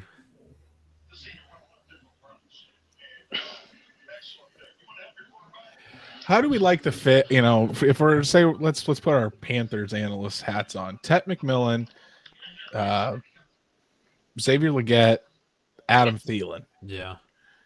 It's a lot not of a bad room. It's not a bad room. Not a lot of speed. I don't really know what Tet ran to 40. I don't think it was. Leggett ran fast. Did he? He I was thought. low 4.4s or 4.3s. I thought Yeah, I think he Leggett was fast, and then you can have Thielen in the slot, with his route running. Yeah. I just didn't think Leggett showed much separation Yeah. last year. Granted, I didn't. 4.39. Yeah. All right. Yeah, Well, separation's Yeah. a different story. Yeah. Yeah. Yeah. He's not. He's a fast guy. He's not a guy that's going to Yeah. blow by you like Yeah. an Alec No. Pierce, really. So Well, and Leggett was the only guy anybody was afraid of for most of the year last year because Thielen was hurt for about half the season, so Yeah. there was nobody else to really worry about on any other team. Now you have a that 38-year-old or wide receiver. I Yeah. think you have to expect him to be hurt for half the season. yeah, right. but they didn't really set Bryce up for success last year. I mean, Bryce started to look better as the season went on, but I mean, his offensive line wasn't great, his weapons weren't great, his running backs, His owner throws drinks on people, calls plays, complete Ooh. lunatic. Uh-oh. This is an interesting one. The Saints have taken Kelvin Banks Jr. at Yeah. 9. So Warren's going. Wow. this is. I think that's that early for Banks for sure. I was Wait till Love when he expecting goes to Banks. 10. Yeah. I think the Bears go tight end. I really do. I don't see the Bears going another direction. So it's unless the only other person I could think would be Jelon Walker. Yeah. Someone like that. But it's one of the tight ends likely goes off the board here to the Bears, and I my guess would be they have Warren slightly higher, even though I don't. But we'll see. Do you think they don't have enough confidence in Cole Kmet? Well, they just signed him to an extension. What but I guess new coaching staff, I guess. But Yeah. I don't know if they don't have confidence. I just know that that Ben Johnson likes to run a lot of 12 personnel with 2 tight ends, and after Cole Kmet, they don't really have anything. So, and they've really spent a lot of this offseason trying to put everything around Caleb Williams that they possibly can. So we'll see what happens, but I don't know. I think that tight end is a good chance here. Matthew, is that better? Then the honest next. And not good nasty. I turned it down. I did not realize how it was starting to blind my retinas and burn them as well. So I turned it down. So, but hey, with Ryan Ramczyk, retiring and all the other, they're not picking up Trevor Penning's fifth year option. Yeah. There's a lot of it's their offensive line basically is a jumbled mess at this point. So you add Banks, he can start inside, he can start out for you, and the quarterback situation obviously isn't great right now in New Orleans, but you're getting a really good player to fill a need. So I like the pick from the Saints. Yeah, I think it sets them up for the 2026 QB class, where you're sitting here at 9 in a weak quarterback class. You're not really going to go out of your way to get a guy if you don't feel over the moon for him. So, the best thing you could do if you're in that situation where the quarterbacks on your roster aren't your long-term guys is to eat your vegetables, get the offensive line, shore that up, and make that a better situation moving forward for the next guy that comes in. Right. So, Donald, I think they would have gone running back maybe if Ashton Genty somehow fell to 10. Hampton seems high for 10, but I don't. Some people thought that Hampton would go to the Cowboys, so it's not that far off. Yeah, hey, this could be Hampton's range. This is his early range, but it's definitely, I wouldn't be surprised if he went there, because Hampton could go, Hampton and Swift. There's your 1-2 punch. So we'll see. I think that they probably have Tyler Warren higher on their board than I think 90% of people would. If we're sitting at the consensus big board, Omarion Hampton's sitting around 27, and then you've got number 7 overall at Tyler Warren sitting there. So it's obviously going to be different team specific, but just based off of a big level, there's a pretty big gap between those two. And I'm surprised. I guess I'm not surprised, but I was hearing a lot of buzz about Walter Nolan, some of these interior guys. Just had Mason Graham go off the board, so you've still got Kenneth Grant, you've got Derek Harmon, you've got Walter Nolan. There's a lot of flavors in there in the interior, the defensive line. So I wouldn't count that out for the Colts pick, right? I think we've been so focused on tight end, just watching where Tyler Warren's fallen, because we've gotten to pick 10 and both tight ends are still available. So that's obviously going to be enticing and to fill that need, but never hurts, because I feel like we both all 4 of us were caught off guard by the Latu pick last year. So I'm trying to keep my mind open and keep an eye on some of these other guys at other positions that we know Chris Ballard's going to prioritize and could be a need on the roster. So, watching names like Walter Nolan, Derek Harmon. Gentlemen, the Bears have taken a tight end, and it's Colston Loveland. Interesting. Oh, yeah. boy. What? Colston Loveland to the Chicago Bears at 10. Makes sense. Makes sense. Cole Kmet is a guy that you can place in line, really good inline tight end. Colston Loveland gives your X, your F, your H, your guy that you can move around. Put him in the slot. The Bears lost Keenan Allen, so you can have a big slot. Yeah. Wow. We got DSG says wow. Chet says wow. Donald says wow. Patrick says holy and nothing else. Nothing else. Oh my God, man! Wow. Okay, I never thought he'd go before Warren. I never thought. That's my fit for the Colts was Colston Loveland. Yeah, I thought he was a better fit than Tyler Warren. Wow. Yeah, I was interested to see if both Tyler Warren and Colston Loveland fell to the Colts to see. I was just interested to see who they preferred genuinely. But we're not even going to get that option at this point. I think everyone's just been assuming Tyler Warren, and now if Tyler Warren falls and that's the pick, then that assumption is going to be right, just because we're not going to get the chance to see if Colston Loveland was their number 1 guy or not. Even Tom Brady says, "Wow," and Patrick's still not going to get excited. And Insidious Sniper says he's Stats Matt's checking his baby beeper. Honestly, that might be a bad situation. I mean, like if you're like, we need the Colts to get a tight end. If you're in that camp, I think Tyler Warren more so than Colston Loveland is a guy that people would be willing to trade up for or take.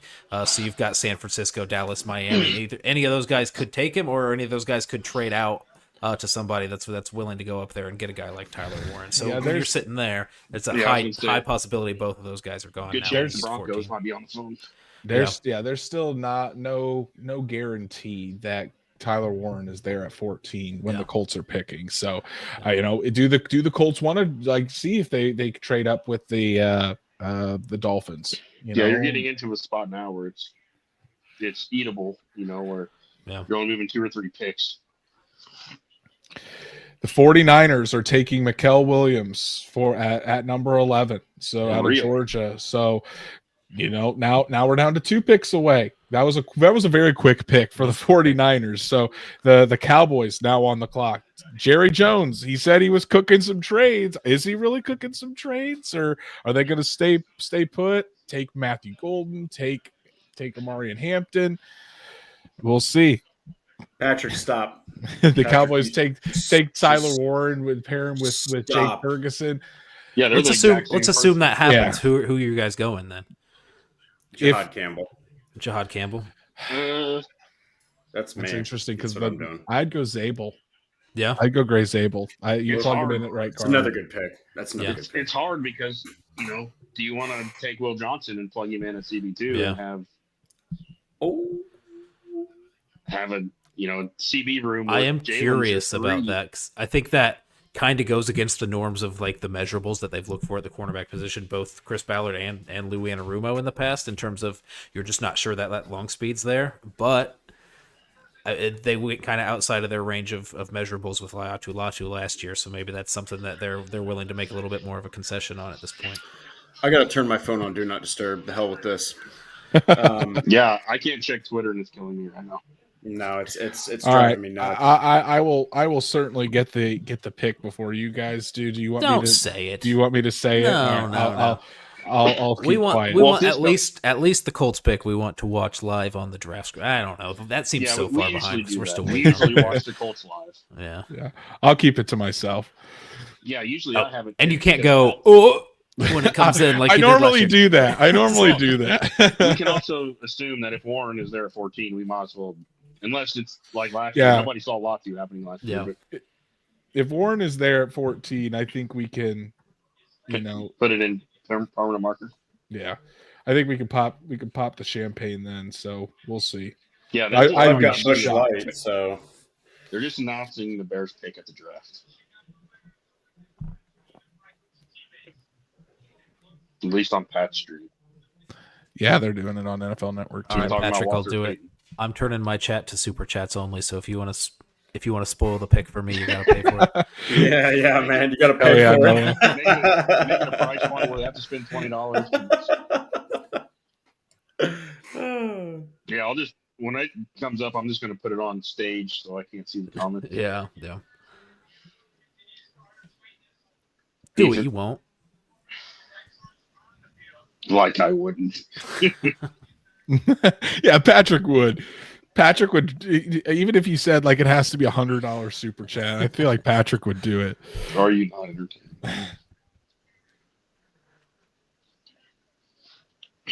The stream is really behind though. If you're getting those picks already, like we're just getting the Bears selection now.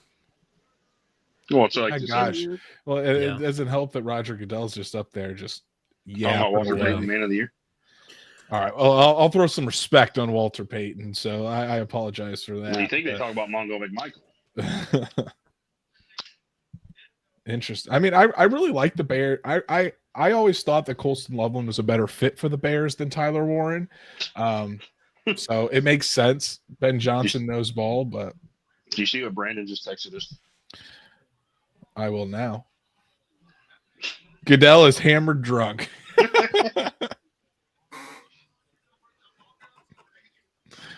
Is he up there pretty excited? Is that what Goodell's doing? Is he like really, really pumped? Because usually when he's pumped, that usually means he's pretty He's probably pretty lit. He's just zigging around on the bicycle, I think. He's warming it up like in the background on the In between picks when they're not showing the stage, he's just doing laps. Oh my God. Loveland family is 100 deep. Good Lord. Hulu is literally announcing the Bears pick. That's okay. If you go to NFL.com, they're still stuck on the freaking 49ers. So, the 49ers are after the Bears, right? Are they still? They haven't picked 49ers yet? should be on the clock right now, yeah. Okay. So I'm saying my Andrew goodness. tipped that pick like 5 minutes ago. Yeah. Which I'm sure if you look on Twitter, you could tip him. Yeah. But usually Pat tips it because he goes, "I'm an internet show, so I go by what the internet says." But I wonder if the NFL asked him, since he's going to be broadcasting there, not to do it. I would say that probably has a role to do with that. Probably plays a role. He tipped him last In year, it, though, but when he was there, but they probably told him not to this year. So that Hmm. way, they got big Mike McCarthy's, to talk.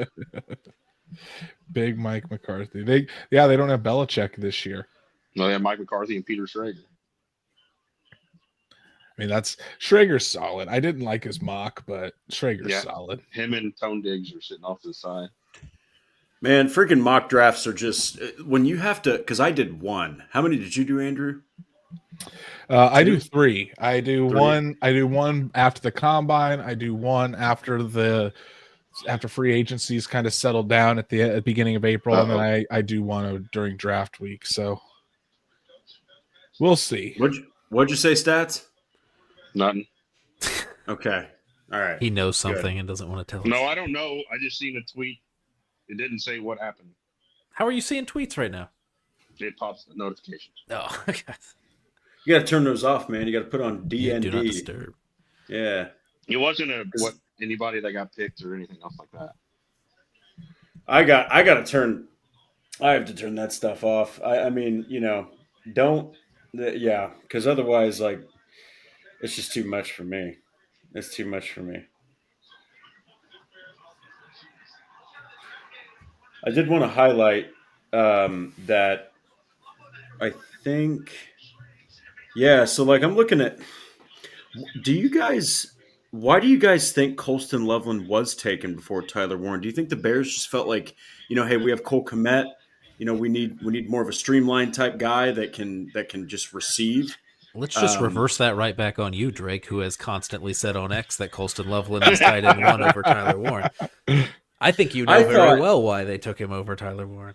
I really thought that he's the better route runner. I think he's the better pure pass catcher. He's faster. He has more athleticism. In the right scheme, I mean, he's a beast. He's an absolute beast. He's going to be better than Cole Kmet at some point. As long as he can just strengthen himself, get bigger, bulkier, block a little bit better. I mean, sky's the limit with a guy like Ben Johnson, and Caleb Williams is underrated. I mean, he's going to be a great quarterback in the NFL. So it's like you get a running game going, man, forget about it. Like you've already got DJ Moore, you've got freaking Roma Dunze, you've got some weapons, man. Now you got multiple weapons at tight end. That's going to be difficult for linebackers and safeties. I do think that the ceiling was a little bit higher with Colston Loveland than it was with Tyler Warren, whereas Tyler Warren's floor, I think, is quite a bit higher than you've got with Colston Loveland. But the Bears are in a situation where they've got a young regime, a young quarterback, and they've got room to grow and build together. They don't necessarily need that guy to be a polished guy day one. So I think it's worth taking the swing on a guy that you think has the potential to be that higher upside guy. And I think the gap between Tyler Warren and Colston Loveland isn't that big, and it's really pick your flavor. The Bears have Cole Kmet, who's a great inline tight end, and you want a guy that can enhance your passing game.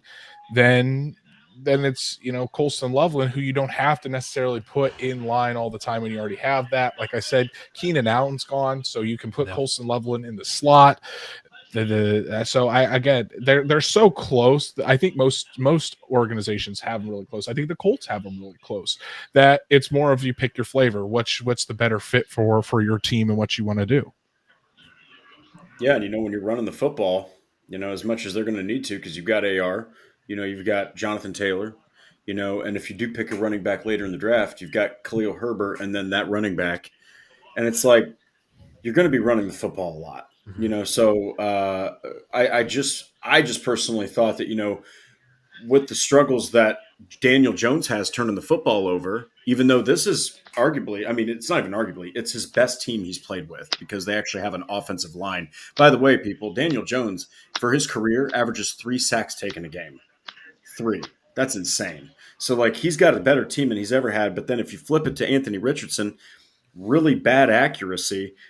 A guy like Colson Loveland and his 6'6" frame could really help Richardson. But then you got to look at Tyler Warren, blocks better. He's more of an offensive weapon, I think, as like an entire like offensive weapon. You can use him in the backfield too, use him in wildcat sets, but he's also a better blocker and probably a better red zone target. So, I mean, it was not easy for me to say I felt like Colson Loveland was a better fit. But I mean, look, if they get Tyler Warren, I mean, no one can possibly sit there and go, well, that's not a good pick. That's not good.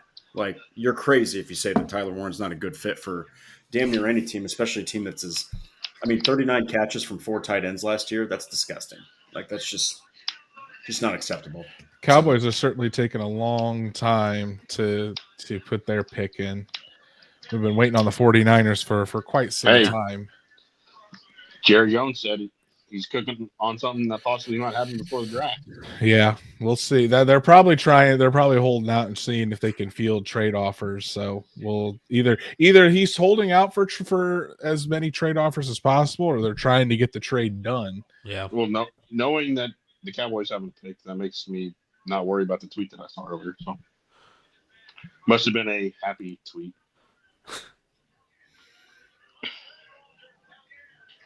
So they're just finally announcing the 49ers selection, which was, remind me again, because it's been Mikael Williams. Yeah, okay, you said it so long. It's been 30. Andrew is so far ahead of the NFL right now. He is just kicking so much ass. Yeah, I'm surprised that Andrew hasn't gotten like 3 picks ahead. Yeah, So I'm watching the chat on Pat Show, and they haven't tipped the Cowboys pick yet on there. Because I figured the chat would tip it before the show would. Dude, I saw. I had to watch it like 3 or 4 times because I forgot how good it was when Pat McAfee announced the pick in Tennessee. Titans. Yeah. Oh my God, he's like having said that, we didn't punt much against the Titans. The Cowboys pick is in. They're going Tyler Booker at 12. The guard. Oh, don't say Tyler. I scare you guys there. I almost crapped my pants. Tyler Booker for the Dallas Cowboys. I finally got the pick to me. Yes. So still no guarantee they're going Tyler Warren now. Dolphins are on the clock. And this could be a big trade up spot. Do the Broncos and the Rams, those teams could trade up, or do the Dolphins stand pat, take Will Johnson? Do they take Siobhan Ravel, which I've heard is getting more and more first round budge? Malachi Starks. The Dolphins could go a lot of different ways. Do they go Gray Zabel there and take Gray Zabel and to fortify their offensive line? But Cowboys stick at 12, and they're taking Tyler Booker. Guys, we have to highlight this real quick from Ty Bob. Absolute off the top rope, elbow drop, Randy Savage style. Right. $20 super chat. Ty, dude, thank you so much, man. That deserves. I mean, I'm going to clear this when I'm done saying your super chat. I'm empty, so. Jihad Campbell, please. Mason Taylor in 2 tomorrow. Go Colts from Bears country. Hey, now, you just got yourself my favorite tight end of this draft. Okay, so like you just got yourself a hell of a playmaker. I think he's going to do great with Ben Johnson. But yeah, I mean, look, if they get Jihad Campbell, you do have to expect him to not play until probably like week 4, 5, or 6. Okay, because he's got that torn labrum. Saw it at the pro day for Alabama. He was in a sling. But look, the guy can play. The guy can do everything. He can sack the quarterback. He can put pressure on the quarterback, take down the running back in the backfield, make secure tackles. He can cover. He is going to probably be the most talented linebacker. But again, the Colts are very high on Jalen Carlisle. But man, Mason Taylor, we've already talked about him. You've got yourself a dog right there. I think that he's definitely the tight end 3, but I think that what the Colts are looking for clearly, it might be more of the complete package. So thank you so much, man. Yes. What are your guys' thoughts on this one right here? Yeah, Jahad Campbell. I mean, I think even if Tyler Warren's there, I'd be okay with the pick of Jahad Campbell. Yeah, you are worried a little bit about the injury and how he's going to impact year one and what's a make or break year for the Colts regime currently.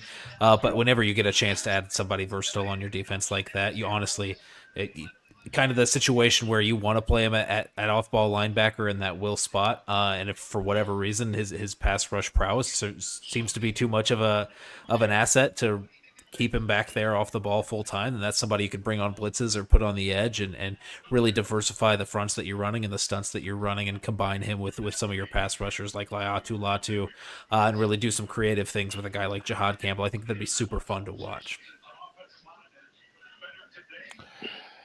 Yeah, with Jahad Campbell, I see the chats. It seems like the chat doesn't want me to spoil any more picks, so I won't spoil the Dolphins or the Colts pick for you anymore. But with Jahad Campbell, I think he's a fantastic talent. I think he's the best off-ball linebacker in the league. Or in the league, Jesus, in the draft,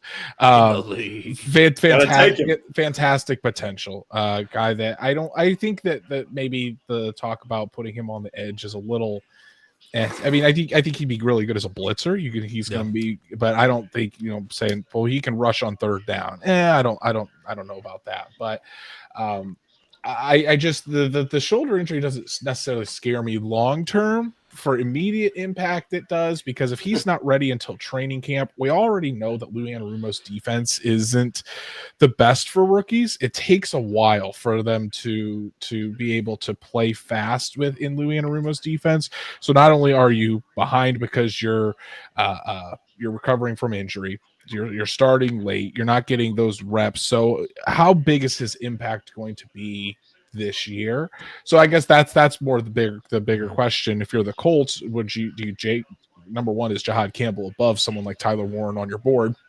And number two, are you worried that he's not going to be able to have that impact this year, or does it not matter and you're looking more down the line and you think he's going to be more impactful player down the line? But overall, just talking about his game in general, I'm a huge fan of Jahad Campbell, and I think wherever he goes, he's going to be a very good player in this league. Yeah. Yeah, and then you get into that situation, Mason Taylor in round 2. I mentioned I would hate that at 14, but round 2 I think is the right range, especially with if you go a guy like Jahad Campbell in round 1 and you still desperately need to fill that gap. That's your next best option before you're starting to get a little bit risky when you're hoping for a guy like Terrence Ferguson or Elijah Arroyo to fall to you in round 3. So I feel like, yeah, if you're sitting there at round 2, he's sitting there and you haven't addressed tight end, then that's a no-brainer. Mm-hmm. Yeah. Boys, it's cooking up. We'll have to, because here's the thing. I'm interested to see something real quick. So the Dolphins, their depth chart, man, you look at tight end, you have Jonnu Smith and Pharaoh Brown, # former Colt, technically. They have nothing after those two guys. I mean, do you guys think there is the off chance that they draft Tyler Warren? No, because they gave good money to Jonnu Smith. Jonnu Smith had the best season of his career with the Miami Dolphins. I don't think they have so many other holes, especially with Jalen Ramsey on the way out. You lost Javon Holland.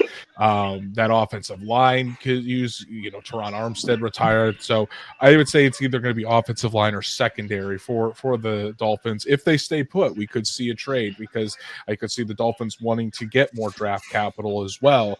But do they, for the teams that I would assume would want to come up, teams like the Broncos potentially to get in front of the Colts for Warren, or the Rams, which I know really want to get a tight end. But do the Dolphins want to go back to 21? Do they want to go all the way back to 26? I don't know. It's going to have to be a really good offer for them to do that. So I think that's the biggest question mark right now. Man. Yeah, you're sitting there looking at the guys that are available in the secondary. There's Jahdae Barron, Will Johnson. Forgot about Barron. Would be the big names there. Then offensive line, we're kind of getting to that spot where you're talking about like your Gray Zables, and really I feel like you're hitting a bit of a drop off here, where you've got Josh Connerly maybe as a tackle, somebody like Josh Simmons from Ohio State, Donovan Jackson, the guard at Ohio State. I think the Dolphins have a ton of room on the offensive line to really add pretty much anybody. And they could find a spot for him on the offensive line if they're just adding talent. So I don't think they're going to be picky there, but they might be at the point where the talent's not going to match up to that selection there at 13, and they're going to try to look for something on the defensive backside. So I do think Will Johnson, Jahdae Barron are both guys that would be worthy of that 13th overall pick. And the pick is in for Miami. The pick is. I don't have it, but the pick is in, so that means they did not trade out. It's got to be defense. Oh man, guys. Oh my God. Oh man, the draft. Why does the draft have to be so freaking stressful when the team that you're covering picks? I mean, last year I remember when they picked Leatu Latu. Andrew was the technical host, and all he said is, he goes, "I don't know how I feel about it." I remember that. And then we sat there for 4 minutes. The Indianapolis Colts are on the clock. Oh. We got that spoiler. I'm on super chat only mode, so I saw that one, Patrick. Colts are on the clock. I won't tell you who the Dolphins are going to pick, but I know who the Dolphins are going to pick. Somebody in Pat's chat just said Miami should draft a new coach. Oh man, it's just when the team you're covering is in the middle of the freaking first and round. I know who the Colts are picking at 14. That's all. You don't have to tell us that. Pat has 200,000 live viewers right now. That's wild. We got 385, and I feel really good about that. Yeah. So props to all you guys watching us. Yes, thank you. Thank you so much, man. Sorry, I've been popping out of here. There's a guy in the group chat on Twitter that's about to have a heart attack because if we don't take Will Johnson, he's thrown. Patrick, you're the CFO, but you got to stop that right now, man. Oh my goodness, Patrick, come on, Patrick. Drake, that whistle's getting a lot louder.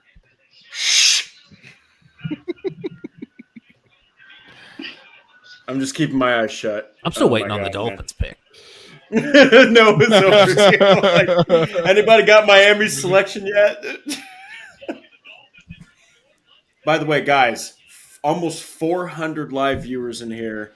Yeah. Thank you so much. Thank you so much for hanging in there with us. This is a grind, ladies and gentlemen. The first round of the draft is a grind. If it gives you any indication on how ridiculous it is, rounds 2, 3, and 4 are going to be covered in basically the same time frame, and then 4, 5, and 6 are going to be covered even quicker. Yep. So it's like, God, man.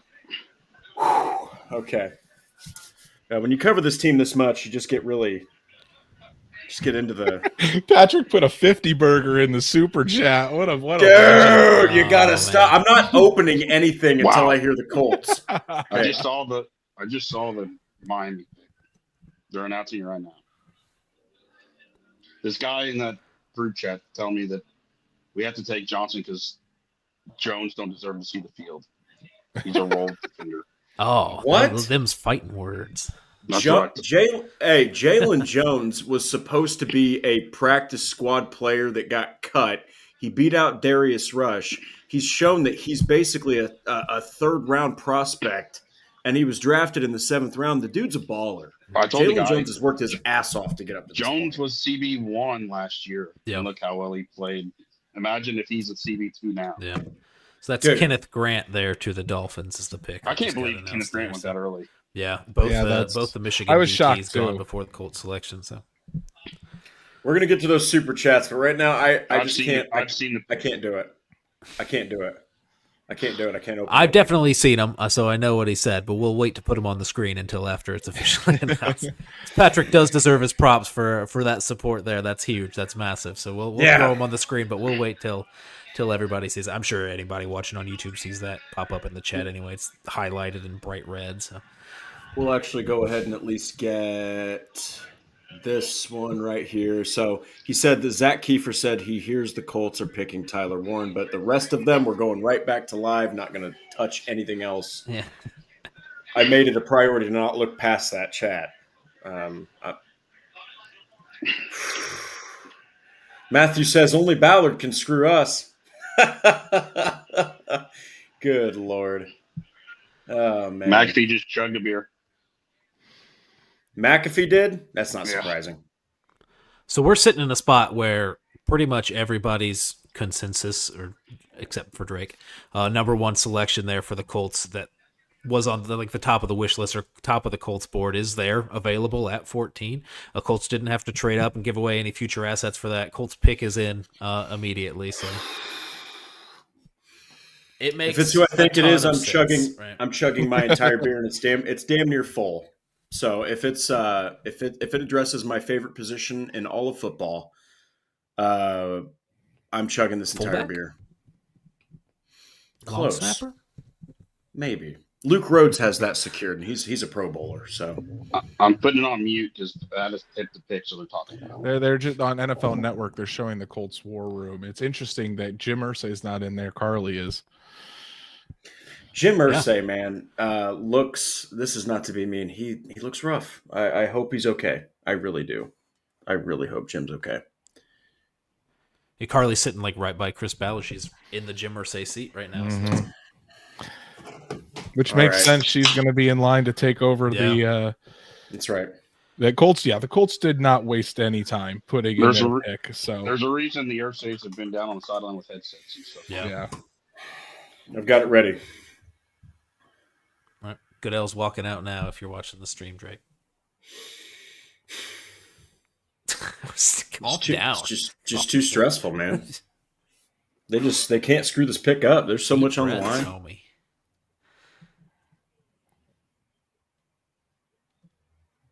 Are you downing it? ESPN Drake? just leaked it in a notification.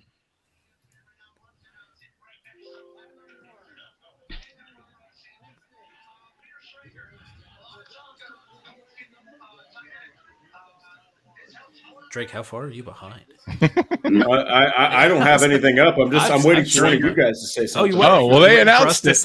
Okay, they announced it. We missed it. Yeah, the Indianapolis Colts have selected Tyler Warren. At look number at that, 14. Man.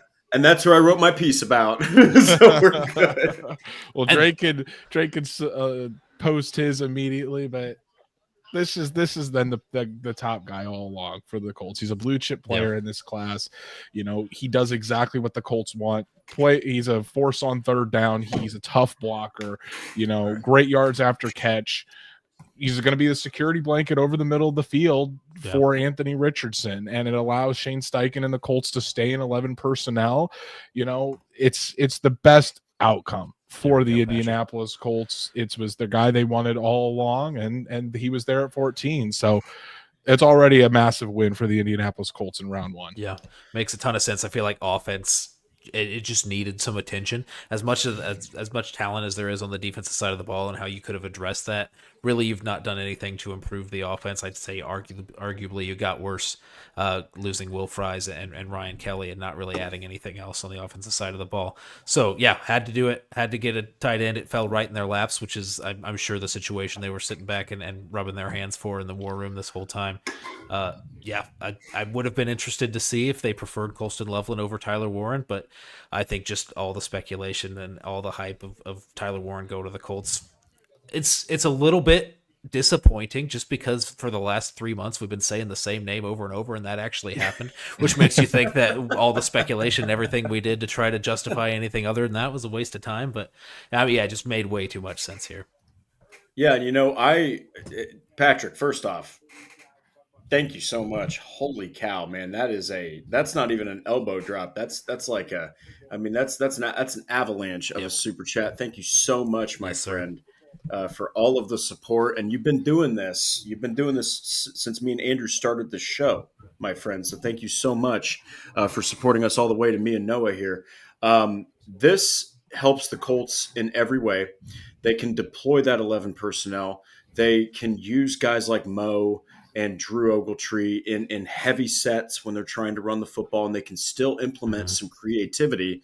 But then you've also got room for Will Mallory still. If you want to try to put him out in the slot or something, I still think he's probably the biggest question mark in the room. But man, this is a guy who, once he gets the ball in his hands, he's not like Colston Loveland where he catches it and starts running immediately. But instead, Tyler Warren is a load to bring down. He is a very scary type of runner, yards after catch type of guy. And then Patrick, another super chat, which this is a great point. Give Ballard props for not trading up and still getting their dude. He sat right there, all the risk in the world of not getting Tyler Warren, and he still got Tyler Warren. And it's actually, I still think it's shocking that Colston Loveland went first. Everyone was like, Warren could go to the Jags at 5. Warren could go to the Jets at 7, to the Panthers, So this is big. This is a big pick, and I think that it's the one that makes the most sense for sure. What jersey number he's going to wear? That's interesting. Has Dallas Clark's? So Zaire has 44. Zaire has 44. 4 potentially. Wow, Adam. If you had told me this 7 hours ago, I would have said no way. But they just completely changed their course and gave away number 0 and number 7. So, yeah. All right. Well, I wonder what his whatever his high school number was. Let me look this up here. You guys carry the channel for a second. I'm going to post this damn thing to. Do it, man. We'll speculate about jersey numbers all day. Easy. I can tell you, Pat's show loved it. Everybody on it. Schrager was, and McCarthy especially, were ranting about it. Raven. Yeah, McCarthy. It's a great pick. He wore number 10 in high school. He was a quarterback. Yeah, that's right. That's AD Mitchell. So that's AD Mitchell. So 4 it is. 14. That's Peters. Where does he take? 4's completely open. 84. Yeah. I would assume just based on. Just the past, Laiatu getting 97 instead of, he wore 15 in college, and that could have been an option. I feel like they've only made exceptions on these unique jersey numbers for veterans like Stephon Gilmore and now Cam Bynum and Charvarius Ward. So, I would guess an 80 or a 40 for a tight end just based off of past president. Albert O is currently wearing 84. Nobody's worn 88 since Harrison.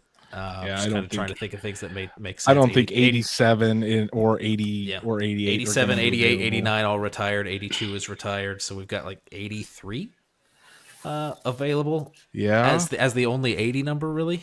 But you see all the time guys like on the bottom of the depth chart change their numbers when they get into training camp. So can't be 0 either. Yep. 40, 43, 43, 45. 45. Yeah, if you can stick in the 40s. 4. Sold on so we'll see. That'll be fun to see what he ends up with. But hey, because I'm sure just based off of the fanfare that we've seen leading up to the draft, there's going to be a lot of Tyler Warren jerseys pre-ordered. The Colts fandom, and come week 1, you're going to see a lot sitting in the stands. Drake's raising his hand as one of them there. So I'm getting one. Awesome. Peter Schrager said you can even have him pass the ball if you need to. Yeah, lefty at quarterback, I think. So, dude, I got a Jelani Woods jersey.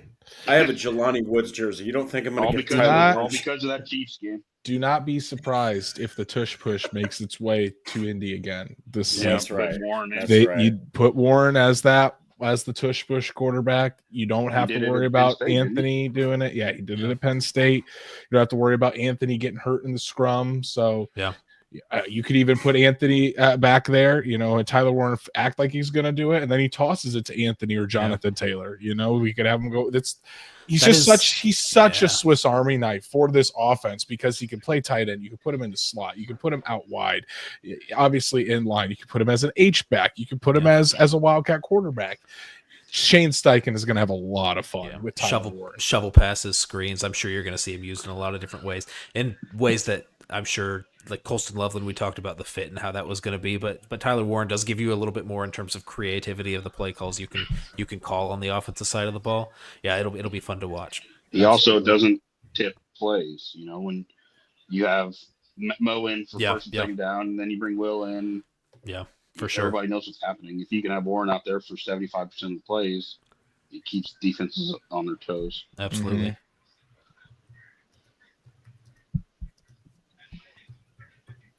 And I probably look super pissed. I'm trying to read my article real quick. now we can have a trade back in the second round and recoup another 4th round pick, and then That's what I would guess. Yeah. You know, that's what I've had in all of my mocks is trading back in the second, recouping some picks, getting an extra 4th rounder, and then taking the best available player once you do trade back. And I'm not saying trade back a lot, but the Seahawks have a lot of picks. And if you want to move back there from 45 to 50, that's what I've had. I think that would be perfect. And then you could be able to take it. So we'll see. I would be shocked if the Colts don't trade back at least once tomorrow. Yeah. While Drake's reading his article over, let's highlight this super chat here. I was going to from say Mike that one Glenn. Yeah, 20 burger there, or 20 pounds, 20 British pounds here coming in. That's clutch. It's almost 3 a.m. over there. Says our live show's been worth the suffering he's going to experience going to work in a few hours. Colts UK fan base is growing over the moon with Tyler Warren, LFG. Yeah, let's go, Mike. Appreciate that, man. Indianapolis. What an absolute badass name, man. Indianapolis. Pickman tipped. They've been on the clock for a long time. Oh, here he comes. It's got to be a defensive end, right? All right, we are set. All right, let's fucking do this. Nope, there it is. Just got it. Jalon Walker. Nice. Hell of a linebacker. Hell of a football player. He's going to do great in the NFL. That's a guy that I honestly thought the Colts I thought he would be a good fit for Indianapolis, too. He's kind of in that similar kind of mold of Jahad Campbell, where he's this tweener guy that you don't know if he's going to be able to be off the edge or a linebacker. I think he leans a little bit more towards being an edge guy than Jahad Campbell does. But yeah, I mean, interesting to see him go before Campbell. I know that injury that Campbell's been dealing with is obviously going to push him down some boards, and maybe take him off of some boards entirely. I know he was dealing with the torn labrum in his shoulder. Also been some reports of the knee with Jahad Campbell. So I think we were talking about that 32nd overall. Saw him in the mock draft. I don't think that's out of the realm of possibility when you're dealing with an injury scare like that. Yeah, and the rumors came out this last couple of days that he could be ready for training camp, which was sooner than most people thought. And the one thing that people didn't like about his injury, but he had the injury before the bowl game. He played in it anyway. Yeah. And people love that about him for character trait. Yeah, for sure. And many people thought he might go back because how much he said he loved playing for Alabama. But Walker seems to be like a 3-4 outside linebacker to me. Yeah. I didn't necessarily thought he might fit. I thought he would be more like a 3-4, but the Falcons needed a defensive end. T.Y. Hilton loves the Colts. Tyler Warren. Pittman tipped his hand at his introductory press conference. Yeah. Definitely. I like that. What did he say? That Penn State guy's pretty good. Yeah. By the it's way, like who the hell else plays for Penn State, Pitt? But yeah, but by the way, the people that are talking about that it's a big deal that Michael Pittman Jr. and Anthony Richardson haven't thrown yet this offseason, stop it. Get some help. I mean, it's not a big deal. Anthony Richardson didn't throw with anybody. Richardson's been training down in Jacksonville. He's been the entire offseason. Pittman only got cleared for football activities from his back about a month ago, and Pittman's been in Indy the entire time. Pittman has a farm to take care of people. He's not going to be traveling across the country. Daniel Jones has been in Indy. That's why they've worked out together, and it's not a big deal. And if you wanted any more, you wanted any more, assurance that it's not a big deal. When I tweeted basically that rant out, Michael Pittman liked the tweet. Yeah. So guys, you just chill out on that. It's all going to be fine. I think really assuming anybody in the Colts locker room is playing favorites with Daniel Jones over Anthony Richardson is pretty bizarre to think. I know the locker room loves Anthony Richardson, and everybody's been behind him since the benching when they threw in Joe Flacco. I mean, they didn't say it outright, but I think it was pretty clear that there were a lot of players that were a little bit, if not frustrated, at least confused by the decision, and we're back in supporting Anthony Richardson the whole way. So I don't think that's, if there's going to be an issue with Anthony Richardson at quarterback, it's not going to be that his teammates aren't behind him. That's for sure. Yeah, Kenny already said it in his introductory press conference that he's still behind AR, and for sure. There's other people that were all upset about the report that he didn't work out with Josh Allen. I think that report from Cameron Wolf was more he's working out with Josh Allen's QB coach. He assumed that Josh Allen was going to be there, and he wasn't. Mm-hmm. All right, boys, we're live. I don't have to write anymore. All right. Since you're live now, I'm gonna go get a bathroom break and grab another beer. So. I'm writing right now, actually. Yeah, man, this is the life of covering an NFL football team. This is how it goes, man. That's why I just like being on the draft show. I don't have to do anything else. You know what's also there you go. Hoist that Bush Light, Matt. Yeah. You want to know what's hilarious is that my I need a new MacBook. I need a new computer. Andrew, so you've been bad. saying that since you were the host of this freaking show. Brother. I know, man. Well, and now I'm trying to write. I swear to you guys, I'm trying to write this article, and right now the keys FGHJKL not working at all. So this That's is going to do it on your phone. This is fun. Unacceptable. This is fun right now. So Noah's cat's taking over. You know how I usually get it to work is by slamming my fist against the keyboard, and I probably shouldn't do that on the live show. We're not promoting violence here. Just see Andrew go. Usually, I just beat the living hell out of this thing to get it to work, and so maybe that's why the keys don't work. No, that's the only way I can get them to work again, Matt, because otherwise I sit here just typing on the same key. Other reason I shouldn't do that is my 11-month-old son, his room is literally on the other side of the wall in front of me. If I do that, probably wake up, wife won't be too happy, and then I'll have to deal with a screaming kid while also trying to write. So we're doing great, guys. We're doing excellent here. Yeah, so we do have 2 super chats that we missed here. So real quick, we'll address those, and then I just have to get to some social stuff for the article. There are player picks 26 to 32 the Ballard trades up for. Do you guys think that there's going to be a trade back into the first round? I think personally, since they got Tyler Warren, I think if anything happens in round 2, they're gonna trade back. Yeah, I mean, like he said, the only other player that we see that fits would be Campbell, and he's already mentioned how the linebacker class is deep. So you're not going to trade up for linebacker 1 when, and then you have, unless like Will Johnson falls to 32, then maybe, but I don't see that happening anytime soon. Walter Nolan is the pick to the Cardinals. Oh, he's going to be a hell of a defensive tackle. Yeah.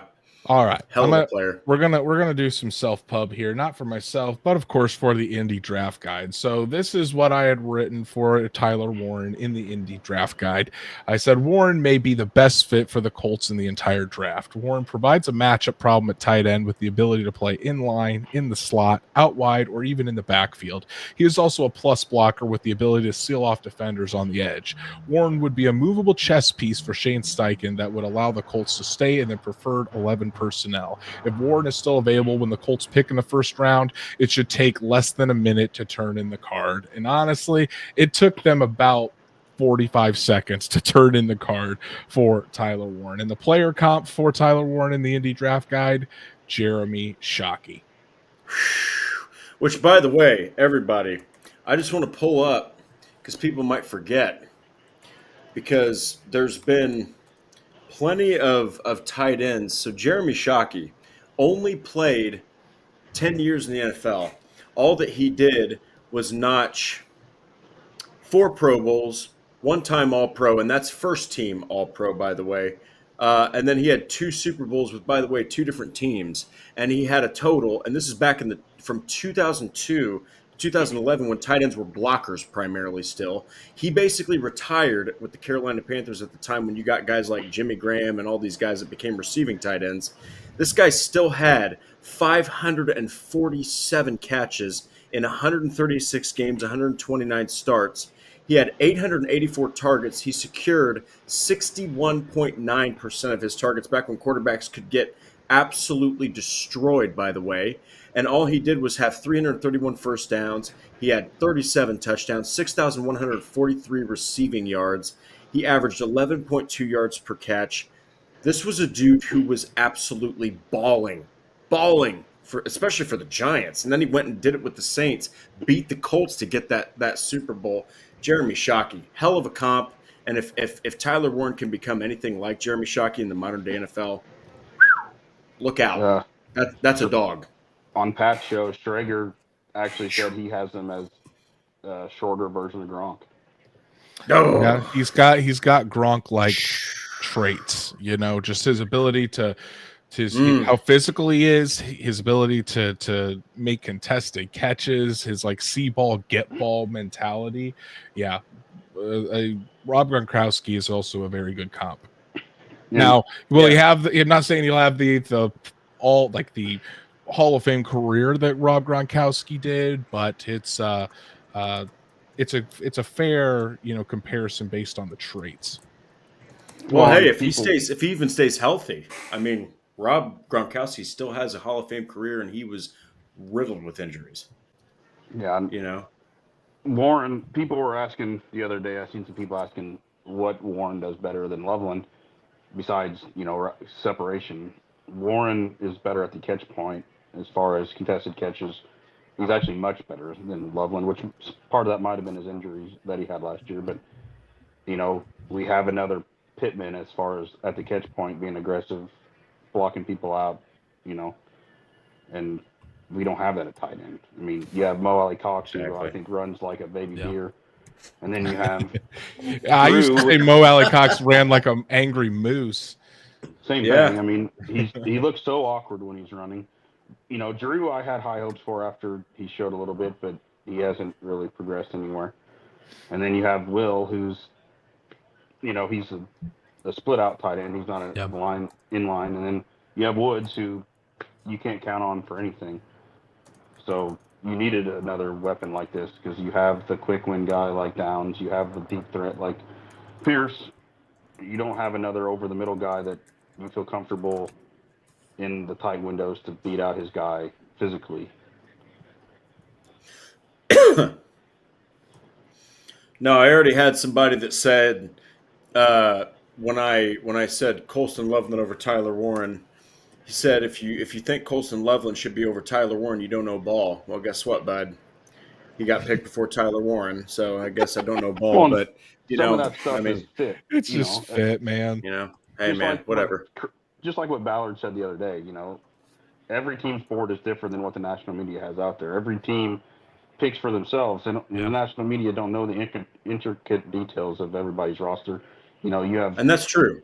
We've seen it for years. The people saying the Colts need a wide receiver. We have 3 wide receivers. If it was 2 years ago, maybe. There was people that were. I've seen mocks of the Colts taking a wide receiver or a position that we actually have strength at. And you might have a 4th guy too. If AD Mitchell can pull that together. Exactly. I mean, dude, he was leaving dudes in the freaking dust. He just couldn't catch a damn thing. You could maybe bring in competition for Gould for backup slot, but sure, you're not going to do that in the first round. Hell no. And you can get a solid receiver. Oh, Noah, who was the guy? No, it was a guy from Colorado State. 27-year-old Nick Nash. Colorado State. Who was the guy? Oh, yes. Yes. That's a hell of a player. I think we had another super chat here from Sarah Small. Oh my God, I'm so happy. Warren jersey shirt coming, incoming. They're going to be, Lucas Oil will be riddled with Tyler Warren jerseys. I promise you. Yeah. The pick is in for the Bengals. Let's see. What would they? Should be a pass rusher. I would assume. Yeah. It was. They need defense. First pick of the draft. You know who it is? Shamar Stewart. Yep. Oh, no way! Oh man. Oh, okay. Here we go. Daniel Miller threw in another super chat. We are getting super chats raining down. Oh my goodness. Daniel, thank you so much, my friend. Mm-hmm. May 14th schedule coming. Colts games to mark coming. See, this is a tight end. This tells you how big this is of a selection. This is a tight end that they picked. Fans are already just enthralled. Yeah. I worry that it's overblown a little bit just because of the drastic need that they had at tight end. At the end of the day, how much does a round 1 tight end usually impact you? in the first year. Brock Bowers is an It's tough to anomaly. hear, I but think it's we've true. we've all agreed that Brock Bowers, I think, was just on a different level as a prospect than these other guys, and offered you a little way more juice after the catch for one than either Warren or Loveland did. So I don't know if you shouldn't go into the season expecting that kind of an impact, but it does feel good to like Stats said, like be able to not tip your hand when you've got a guy in, and when you're running 11 personnel, you're not sure if it's a run or a pass just based on the personnel they have in at tight end, which is something that they couldn't have done last year. So already you just hope to see a little bit, at least an incremental improvement in terms of the offense of play calling and kind of what they're able to scheme up just because of the personnel they have now. Even on top of that, if Warren can have the season that all 4 of our tight ends had combined last year. Yeah, which shouldn't be hard. That's what I'm saying. You know, if he has a 500-yard season, that's better than all 4 tight ends we had last year combined. Yeah, guys, don't expect. Look, I'm looking at Brock Bowers' stats from last year. 153 targets. Don't expect that. Okay, 112 catches. Do not, under any circumstances, expect that. 1,194 receiving yards. No, don't expect that. Here's what you should expect. I think a healthy, hell yeah, this is worth the 14th overall pick type numbers. Is if he plays 17 games, 52, 53 catches, Dallas Goedert type numbers would be great. You know, maybe 650 receiving yards because he's a yards after catch guy. 5+ touchdown catches. Hell yes. He's probably going to be used in the running attack. You know, 15 carries, 90 yards. That's 6 a clip. He averaged 8.2 at Penn State. Has a touchdown or 2 on the ground. Look, man, that's good. That's good. When's the last time the Colts had that kind of production? Jack Doyle. One Philly special pass for a touchdown. Yeah. Something like that is respectable. You'll take it. You'll take it. And ultimately, I think we all know. I don't think it needs to be really talked about ad nauseum here tonight, but what's going to depend on the Colts' success is how number 5 throws the football. You know, that's right. It's all as it has been, Drake, for years. It's all about Anthony Richardson, and it hasn't changed. If Anthony Richardson comes in, because let's be honest, Daniel Jones is not leading this Colts team to the playoffs. It's just not going to happen.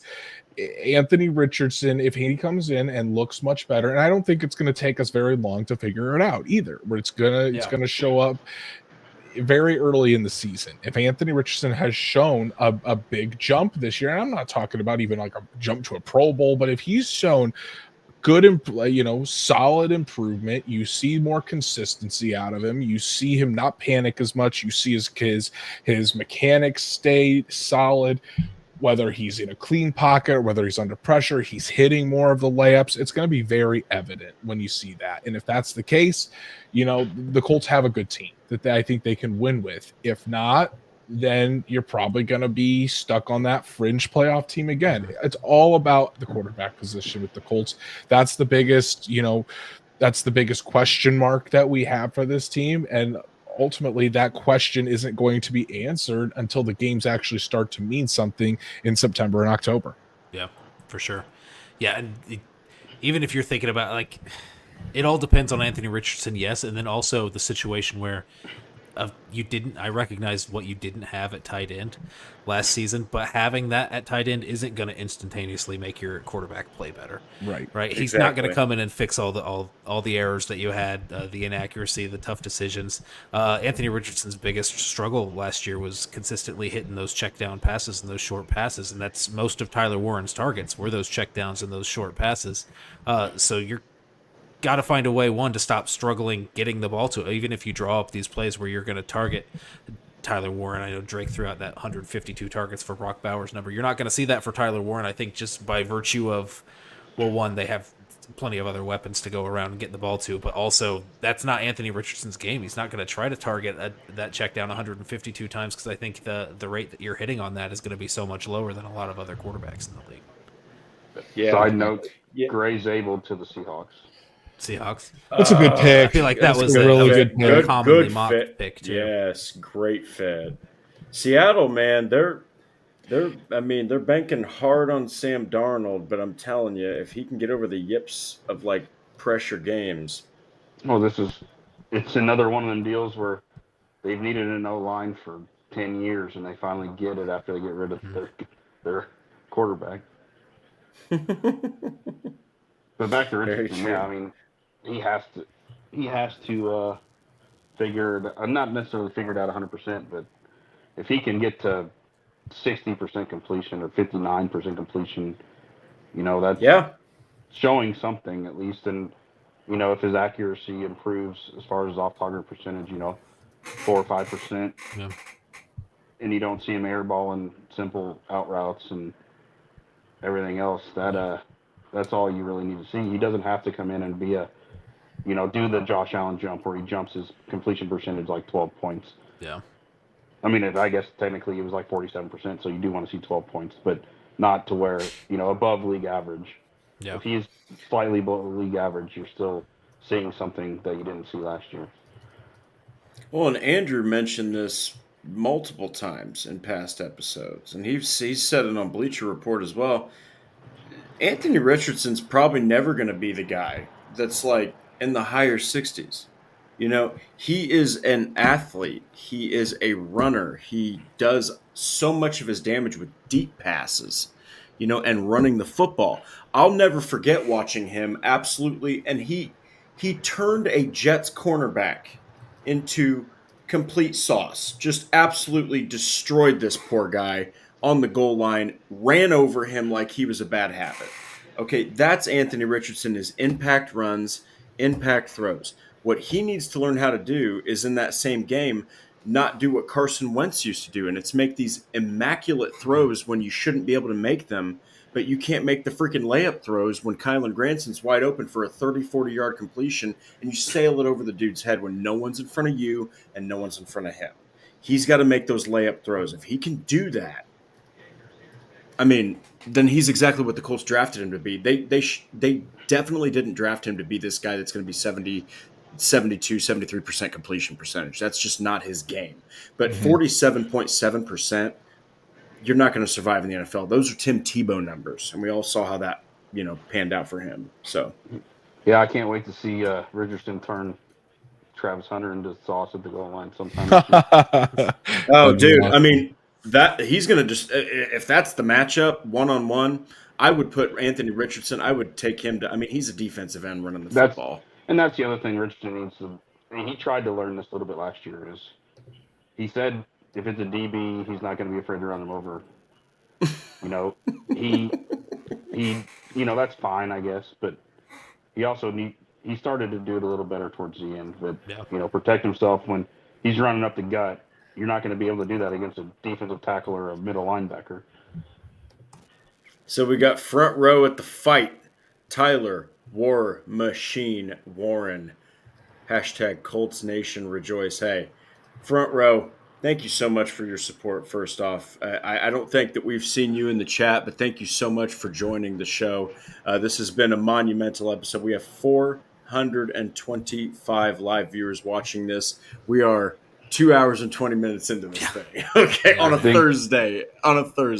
This could be the Jahad Campbell pick if I had to guess with the Bucks. And Buccaneers Donovan Ezeraku, I think, is a name that's been going around for the Bucks. Yes. I loved a potential Donovan Ezeraku fit with the Colts. Honestly, yep. I wasn't mad at that. I think Noah, in our mock draft, you mentioned that you wanted to trade back in the second round, was it?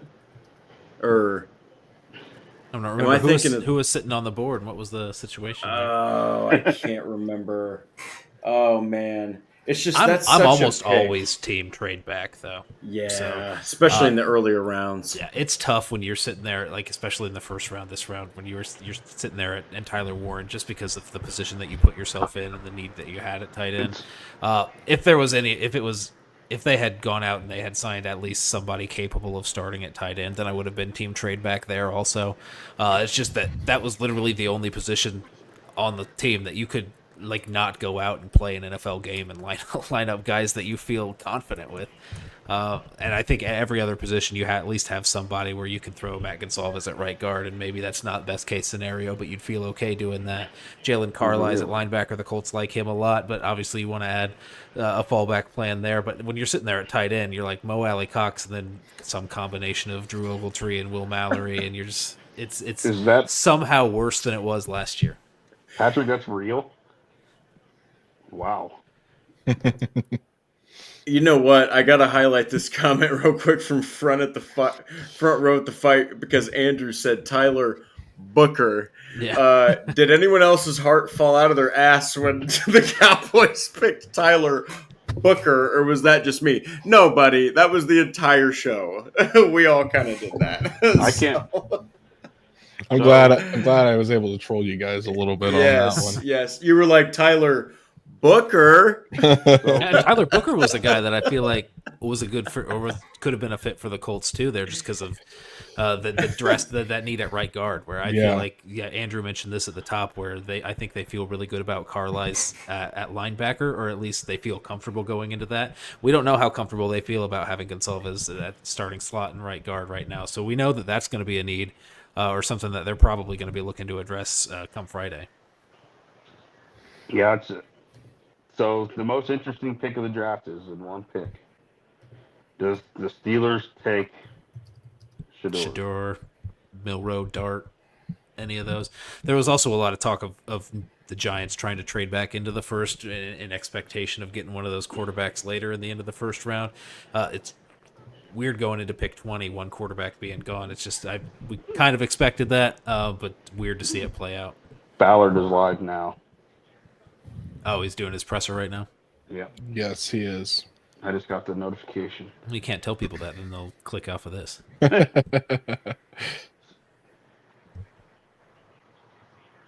So who's next? So Denver's up next. Mason Taylor sitting on the board in the need at tight end, and we're getting. I still think this is too rich for me, Mason Taylor at 20, but this is kind of right in the early part of that range. I've also seen Hampton mocked too. Yeah, Hampton was the guy we were even talking about. Cowboys at 12 was a possibility. So yeah, we're sitting here around 20. I feel like you're a lot more comfortable taking a guy like that at 20. Somebody in the Pats, I'll have to see. Somebody said in Pat's chat that they're trading out. Denver? Supposedly, but I don't know if that's true, because they said it was with the Saints, and surely the Saints ain't jumping that high. Jumping all the way back to get Jackson Dart. Yeah, again, I mean, I feel like that's kind of a situation where you were talking about if the Browns were interested in a guy like Shedeur Sanders, they would have taken him at 2 and not trade back and risk him not being there at 5. I mean, the Saints had the pick of everybody outside of Cam Ward at 9 and went with somebody else. It's not like they traded back into the later parts of the first round expecting to get a guy. I'd be really surprised if they were trading up for a quarterback at this point. Yeah, there's some people in the chat still saying that they think they're going to pick, so that must be a lot of people in the chat want them to take Golden. But interesting. You would, what's that role that Sean Payton has that he said, I forget what he calls it, for his offensive weapon, Yeah. But you would think that they're going to go offense. Their defense is pretty set. Yeah. We're also in this interesting range here at pick 20 where everybody's been talking about how the guys from like pick 14 to 45 are essentially on that same level. So trades in this area are super interesting with people targeting like specific guys that might be kind of in the same tier as all the other guys that they're trading up for. So interested to see like if a trade does happen, what that compensation is even going to look like at this point. Yeah, they've also said there's a lot of rumors before that anywhere from the Bucks pick through the mid 20s, we're all taking phone calls to go back. Yeah. A lot of calls to go back, but not a lot to come up probably. But there's only been one trade. Yeah, that was their second pick of the draft. We've been gone. Schefter tweeted about an hour before the draft that there was going to be craziness. Mm-hmm. There was one trade, so it did end up being not as chaotic as we thought. Yeah, Patrick's chat there.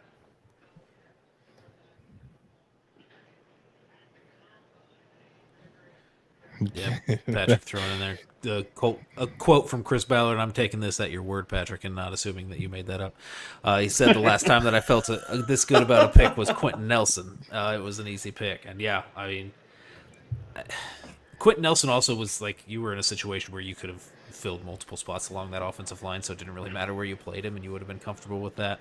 I think this was, it's just the need, the talent, everything lined up perfectly for the Colts, and a guy that you didn't. I'm not sure they were expecting him to be there.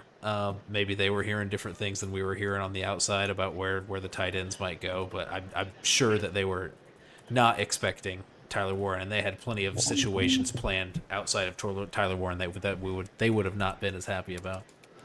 Ballard also says that Warren brings a toughness to their team. Anthony Richardson just tweeted out that the Colts, we got a dog. Very happy with this pick. Yeah, help your quarterback. The make or break year, you got to. Colts did not have any discussions about trading up. Nice. Suppose now they're saying the Vikings are trading up.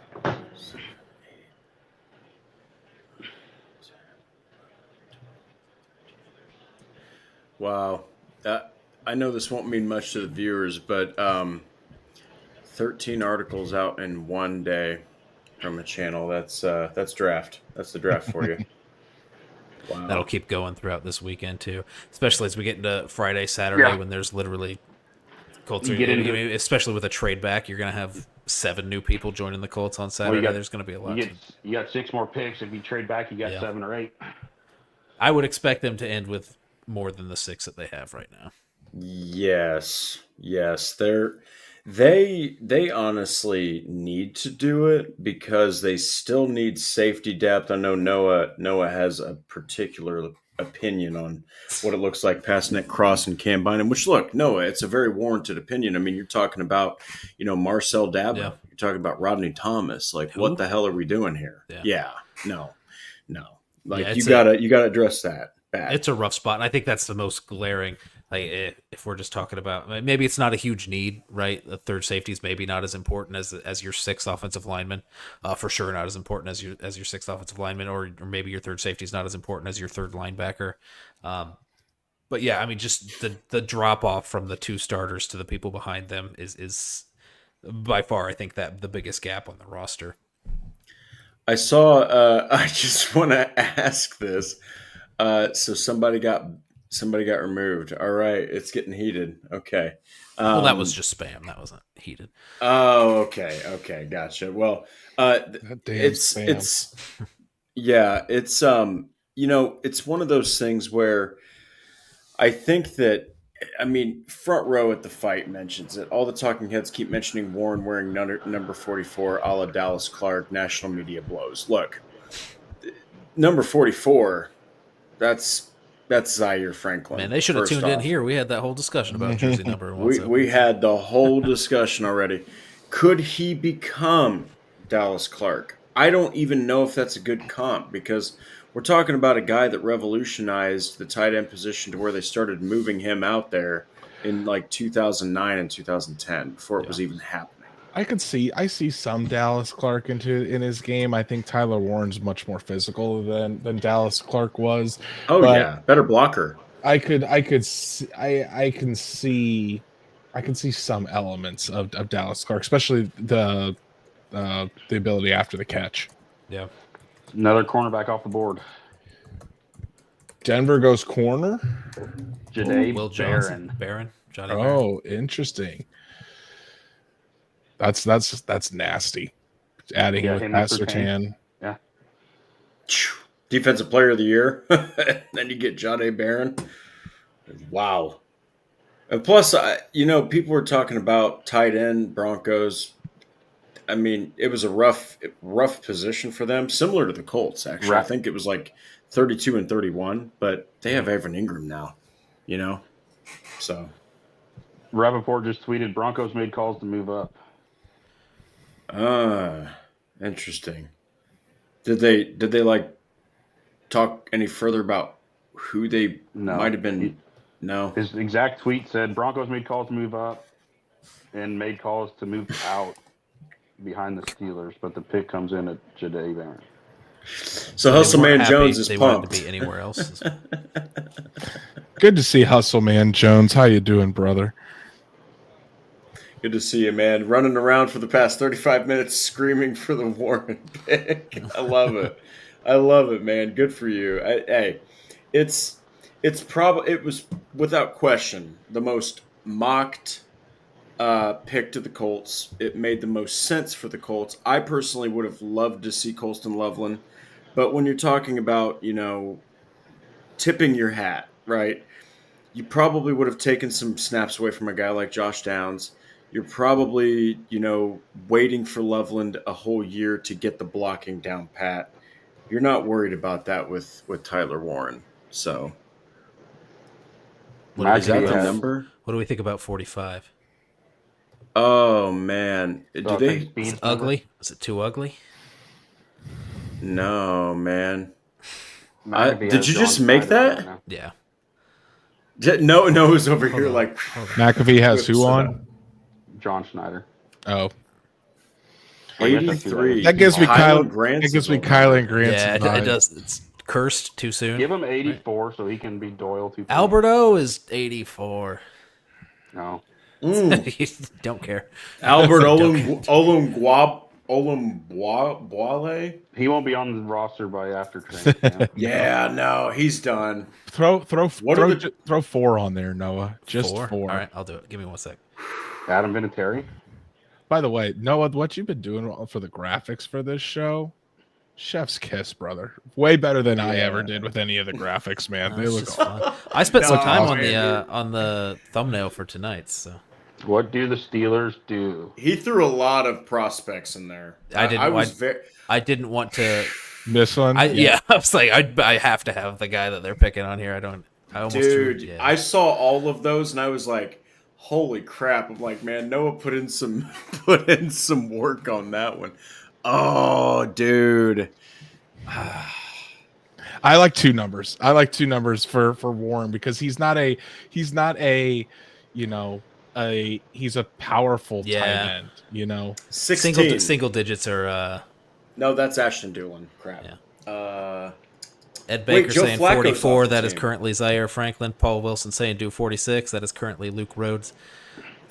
14. And neither one of those guys are leaving. They are making the roster. Yes. By the way, 15. Both are all pros. 12. Joe Flacco's gone. 15. You shut your mouth, stats man. Hey, they gave it to somebody else. 12's Jason Bean. I think it still says 8 on the Colts roster, but he switched to 12 in the middle of last year. So Matthew and DSG, 40 belongs. Front row of the fights want 84. I'll show you 84. Do we have a 7? Jalen Jones. Currently. 17 Jalen is Jones Daniel is 40. Jones. 17. Yeah, Daniel Jones is 17. Formerly Austin Collie. I'm kidding. It was somebody else. But I mean, I will say 40 for a cornerback is disgusting. It's not. It's not good. Yeah. Did you already put 43 up on there? I have it, but I haven't. Someone requested 84, so let's throw it up here. Jack Doyle. WWJD, what would Jack do? Steelers go defensive tackle. Does that feel Oh, right? I love it. Right? I love Shedeur. it, dude. Did they go Derek Harmon, Steelers? I love that pick. I love Derek Harmon. Him and Cam Hustle next man. to each other. Thank you, Hustle Man, for your support, my friend. Thank you for hanging in there with us. Shout out to shout out to Hustle Man Jones. Shout out to Patrick, by the way. He was on the Derek Harmon train like back in September. I remember him sending me a DM about that. So I love Derek Harmon. That was my prediction. There was Derek Harmon to the Colts. Harmon, at Hayward, 14, so. Watt, and Highsmith. That's going to be his number. Defensive line. You can pry it 84. from Alberto's cold dead hands. He'll be dead. He'll be dead about August 28th. Jesus, that's bad. Dead to the Colts. There you go. 84 screenshot. I'll tweet out some of the best ones here. You could grab it from Twitter, so you don't have to screenshot. I'm sure the quality is going to be weird on YouTube. Cam Bynum going 0 now. Yeah, I don't like the 0. I liked that they were more traditional with their jersey numbers. That they were, like, it seemed like they were so strict about who got single digits and who got the exceptions. Stephon Gilmore's the only one that has had a non-traditional jersey number since the jersey number rule change. Number 5, wasn't he? Yeah, he was 5. Yeah. I mean, Stephon Gilmore probably is the most overlooked, underappreciated Colts cornerback because he was a product of that absolute crap 4-12-1 season. My God, man, as a veteran, I don't think anybody expected him to come in there and just be a number 1 cornerback and lock down people like he did. He was phenomenal. I'll never forget that. Like, me and Andrew had to cover that season. It was, I remember I'll never forget this. When they were looking for a coach, they fired Frank Reich. That could also be a number right there. Yeah. That doesn't look too bad at all. But I was like, hey, Andrew, look at who they hired. And I sent it over. They hired Jeff Saturday. And Andrew just replied with WTF. I thought it was fake when that report came out. Yeah, my man, mouth me dropped to too. the floor. Jeff Saturday. And then he comes on the Pat McAfee show and admits, like, hey, I told Jim Irsay, if I take this job, we're going to lose every game. Like, that's what Jeff Saturday they won said one. to Jim Irsay. They did against Josh. They won the what the most hell are we important doing game. hiring this? Yeah. They God. won the one where Jeff Saturday actually had a tweet out about the Raiders sucking before. Dude. And then Josh they had McDaniels. And then, they were up, 33 on the Vikings? And everybody thought, holy hell, what's going on? And then they blew it. Well, he even said on Pat McAfee, he said, I said to the coaching staff, we aren't doing great at all. Every one of our touchdowns have been defensive, special teams. They didn't have any offensive firepower, and he was. Think about that. You're up 33 points. Hard to You're have scared you're going to lose. Yeah. Hard to have Unbelievable. offensive firepower with Matt Ryan and Sam Ellinger as your quarterback. Rag-armed Matt Ryan, not prime. Prime Matt Ryan, I'll take. I was so Matt Ryan pumped when from that 10 happened. years ago. I remember when they signed him. I thought myself, I was pretty. I thought they were a excited, playoff actually. team. I'll admit that. I did. Well, the previous season he had crap there in Atlanta, and he put together like a pretty respectable stat line, and won some decent games. I had him in fantasy in one league. I remember, it was a 2 QB league. I had some injuries. I was like Matt Ryan, and he was serviceable. So I was like, he's got JT, he's got Michael Pittman, he's got a hell of an offensive line, he's got a budding defense, and he's got Frank Reich. What could go wrong? Everything. Everything. Oh, what a year. I think it was the first game of the season, he had 3 or 4 fumbles, and I was like, oh, this might not be what I thought it was going to be. And they tied the Texans, and then you realize that Rigo Blankenship ain't an NFL kicker. Yeah. Yeah. I'll You never see what forget he that did game. with the USFL the other day? Uh-uh. He went 3 for 3. Of course he did. Of course he does that now when he's not in a Colts uniform. And now we got Spencer Schrader. He took a couple years off, played with his Legos, and goes to the USFL and has a hell of a game. Hey, you scroll TikTok sometime, and randomly I'll come across his live on TikTok, and he'll be playing with Legos. Rigo's a weird dude, man. Weird guy. Sold jerseys though. There was an infatuation with Rigo. Well, in college, Rodrigo was a clutch kicker in college. Everybody thought he might be something. Yeah. But of course, so did the Buccaneers. Was that the Buccaneers took Aguayo, and he just melted. 88 is for sure not available though. No. But just because Front Row at the Fight threw us that super chat and he requested that, we'll throw that up there. Hey, you know what? 45 is interesting. 45, 43. Those are interesting. Or 4. Oh, dude, that looks so Who's got good. sirens going on in the background? What's going on? Nobody, Matt. Nobody. Nobody. That's not. I hope everything's okay out there. Must be the Fort Wayne area up there, huh? Yeah, for me, it's South Bend, which Drake's could up be in anything. South Bend, so Yeah. Yeah, we've got South Bend covered, we've got Fort Wayne covered, we've got Indianapolis covered, Indianapolis covered, and then we've got Southern Indiana covered. We got the Matt. we got the Yeah, we got country the down state covered. Stats, where are you specifically located? here. Jasper. What's your address? Okay. What's your address? What's your social security number? The baseball Yeah, man, capital- go ahead and throw that out there. Yeah, the baseball capital of Indiana. Our head coach is the winningest high school baseball coach in the history of Indiana. Brag some more, all right? You know what we got here? Notre Dame. All right. Go And Irish. Fort Wayne, You know, we have we have IPFW. we have Scott Rowland. That's who the famous guy from Jasper.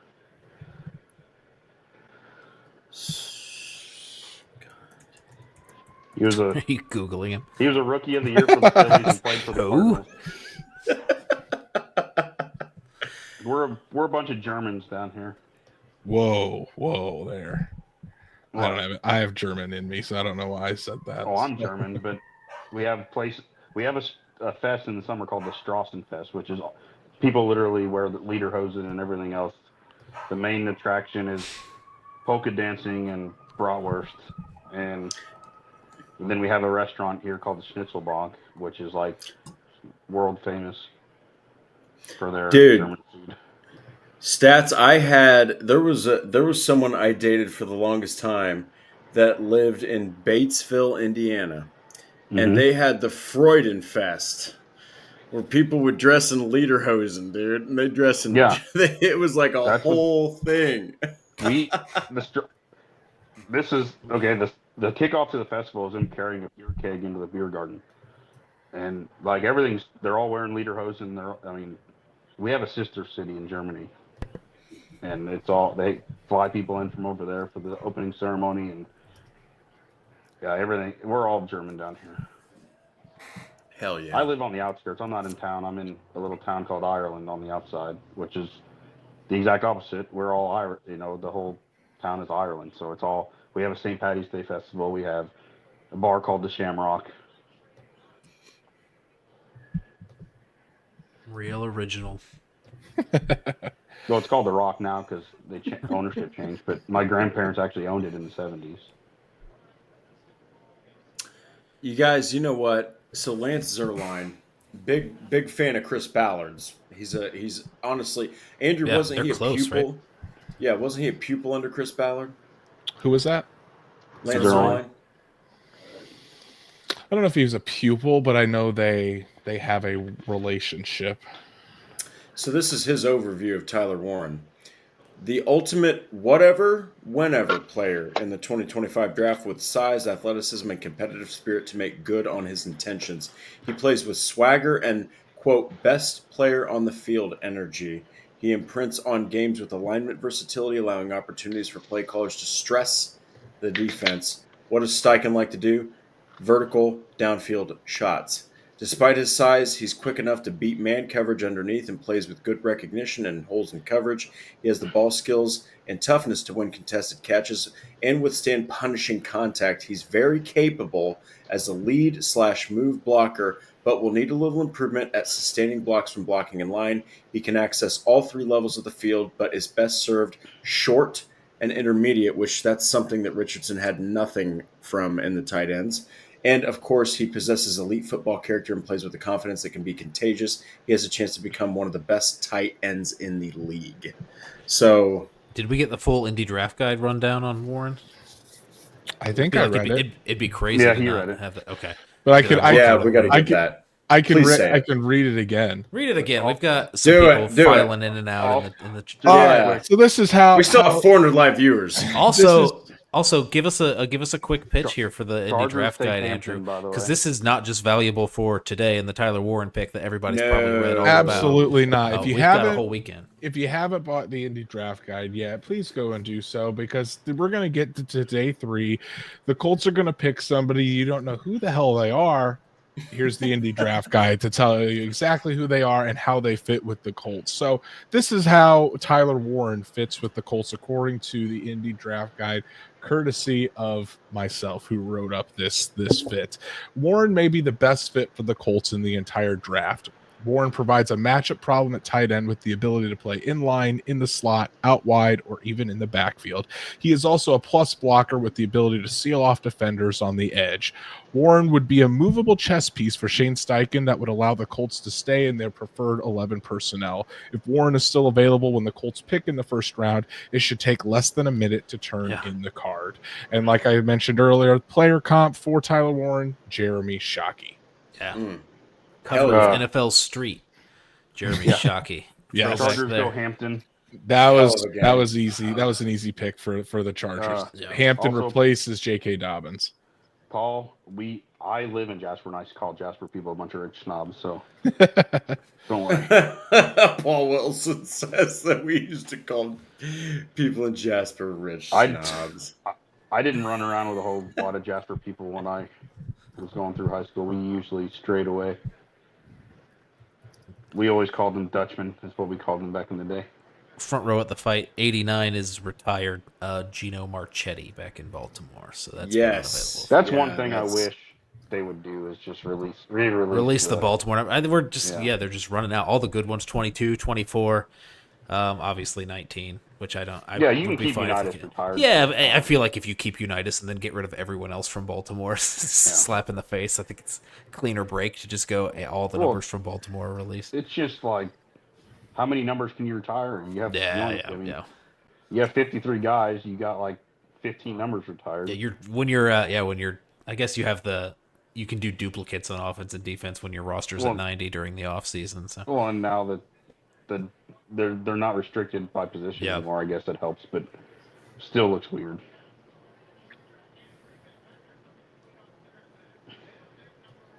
Packers on the clock.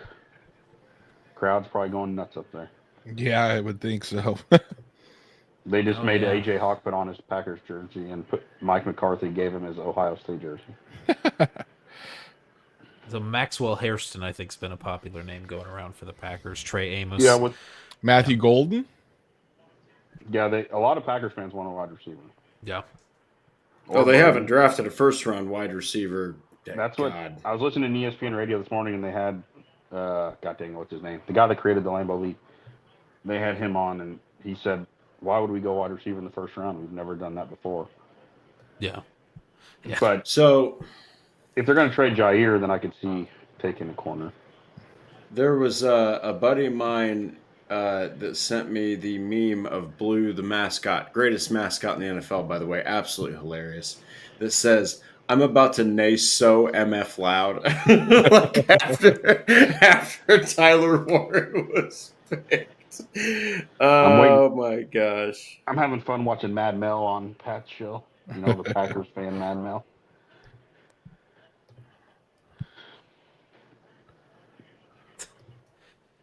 Shout out Paul Wilson here with the $5 super chat. He's fired up that Andrew and Stats Matt have officially announced that they've agreed to make this a 4-man show for 2025. Listen. Yeah. They're pitching in for a nanny for you on stream nights, Andrew. Yeah. I got 2 kids, so what do I get? Case of Busch Light Peach. Yeah, there you go.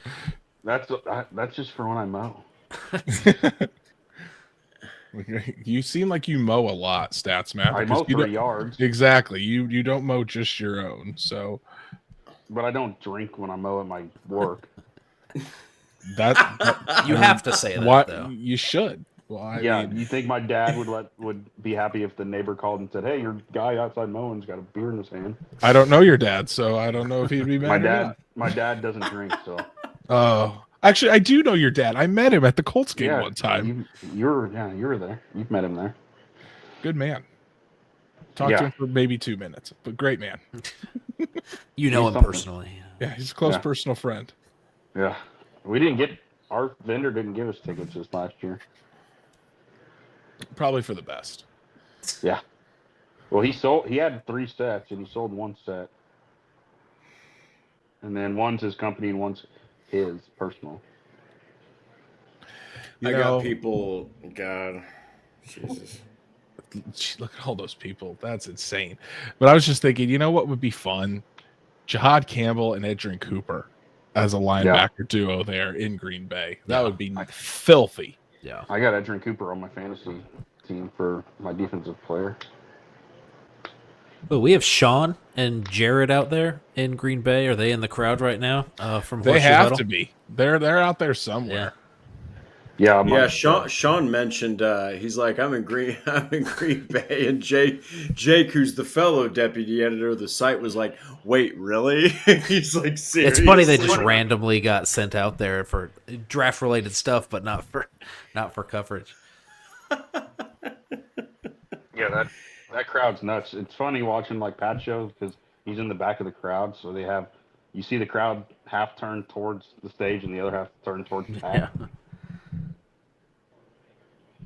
Man, no, I was gonna say people are kind of roasting me on X right now because I was the Colston Loveland guy. Colts might have liked him more. We don't know. It's Well, like, hey, sorry, It's just, people are going to hate no matter what. I can only imagine, like I said, I was arguing with that guy in the Twitter group chat about him freaking out about the not taking Will Johnson. Yeah. We don't know how Ballard said it himself. My board is completely different than what the national media thinks our board is. I mean, So, well, to be fair, the person they picked was the number one player left on the consensus board. So yeah. And he was at the least for that consensus pick, they top got that 10. right. He was the consensus So- top 10. Yeah. We have a parting super chat from Patrick that says, "Out of here for real this time. Great job tonight, gents. Came for the draft picks, leaving with Jasper, Indiana cultural history." Well, hey, you know what? We're glad that we could provide you, Patrick, with the CFO, with draft coverage. You got to see Tyler Warren selected, and you got to learn a little bit about the damn state of Indiana and its baseball history. They said Packers are fielding trade calls. Interesting. Pick Now is the in, pick is in. according to must not have gotten enough. Yes, Hold there's on. Schefter that reported the fielding calls. Yeah, I wonder who's Teresa- looking to move up. Teresa, I do drink during the regular shows. He cheers every Excuse me? time. Yeah. What are we doing? I just don't drink as much because it's not 3 hours long. On our That's a fair point. in our Thank you, Teresa. our dynasty fantasy chat guy said that people are hating on the pick because of his fantasy value in Indianapolis. Oh, who cares? Good. It's not about fantasy value. It's about winning exactly. freaking football games. That's all that matters. So, Matthew Golden. ooh, Quick. Christian Watson and Matthew Golden. If got Watson speed. can stay healthy. I like that. they finally got a wide receiver in the Plus- first round. Plus Reed and Yeah, I like Reed a lot. Dobbs. Dobbs. Yeah, Dobbs. That was the other one I was thinking of. Mark Murphy's announcing the pick. I think Jim the Irsay Packers- says. Go ahead, Drake. Sorry. He was just saying an hour ago. He said, "Tyler Warren, welcome to the Horseshoe." So he's pumped. Good.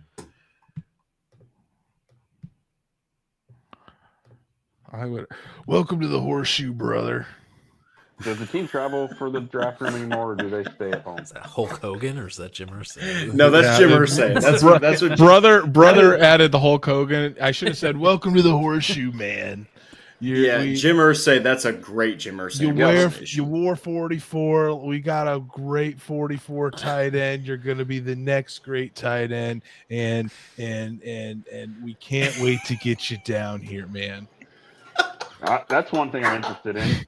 Did The he stutter make- did sold they- it. That was nice. Did they transfer Yeah. him to Call, or did Carly do it? Yeah, Carly was there in the draft room. I didn't see Yeah. Jim, so So did Carly make the call, or did they transfer Jim in? Because I think he wasn't there one other year, and they had him. the Colts. The administrator makes the call, gets the prospect on the line. Then Chris Ballard talks to him first, then Shane Steichen, then usually Jim Irsay, but then it went to Carly, and then it goes back to Chris. So yeah. Yeah, because they usually give him over to the administrator for get their flights and everything figured out to get him. yep. My guess would be Warren is there tomorrow. Yeah. and he'll have his That's own crazy. presser. Just thinking about the logistics of draft night for a guy where you don't even know where you're going, then Well, you have yeah. to. You're A lot of these you're players flying have out never somewhere been in tomorrow. half You these don't know what times. city you're flying to. At least for Warren himself, he's been to Indianapolis before. You know, Yeah. some of these guys have never even been anywhere close to the cities that they're getting drafted to. You know, the only thing that Andrew was missing from that absolutely beautiful impersonation was the just great. You're just great. Like it's just like stutters. You need stops. some ums too. Yeah. I may not know how the sausage is made, man, but I know this: you're gonna be up there with Dallas, with John Mackey, with all the great Colts tight ends, and we're so excited to get you in here. I actually my made God. I made And a the thing is, I do this in sincerity. Love Jim Irsay. Absolutely love Jim It's so Irsay. good I though, think, dude. yeah, But- he's a little fried these days. 7 years ago. I just looked this up. I made a video top 10 times Jim Irsay says and it's just 10 times where it cuts off in the middle of the press conference. The number one was when he was announcing that they were moving on from Ryan Grigson. He's a hell of a guy, gosh. but man, he's hard to listen to sometimes.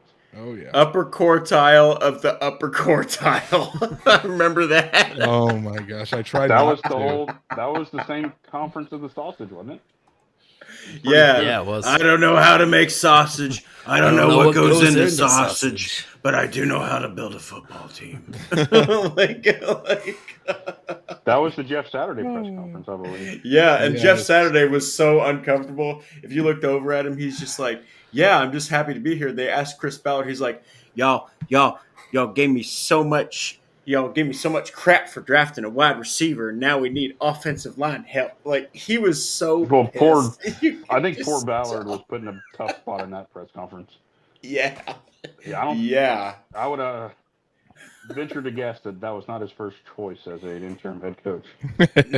No. It wasn't his choice at all. That's how I'm saying. Absolutely not.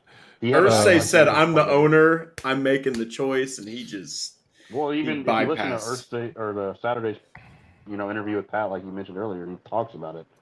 Ursay called him and said, let's do this, and Saturday's like, "Are you sure?"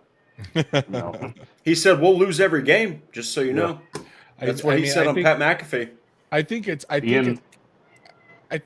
come out in since then from Jeff Saturday himself that he really wasn't there to win games. He was there to Judge evaluate the locker room. Yeah. the locker room and evaluate the team. And I think he said that on ESPN actually not too long ago. I thought it was either ESPN or ESPN Radio, something like that. So, and I think we all knew that from the jump. It's just, that's when it finally came out publicly. Yeah. Rappaport just tweeted that Howie Roseman's working the phones to move up. Oh, Jahad Campbell. That's Or an Eagles pick. cornerback now that He Slay's is a gone. hell of a GM. God, Maybe. Howie Roseman. Jeez. Hell of a GM. Pass rusher. Yeah.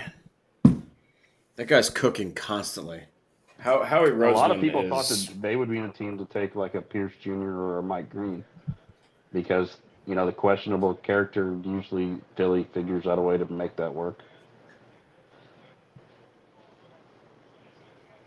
Uh-oh. Well, not uh-oh. Hold on. The Vikings would be an interesting place to trade up with, too. I would assume that they're looking at cornerback, though, as well. Well, I'm not trying to... I mean, this is exactly why Roseman's so only like happy. Georgia players. I'm so happy we have the guys that we do at SI.com because right now, if you type in Indianapolis Colts, we've got 2 of the top articles on Google. Let's go. That's awesome. Who, About you time. and Hicks? You Are and they Zach, I Udrich? guess? Huh? Are they you?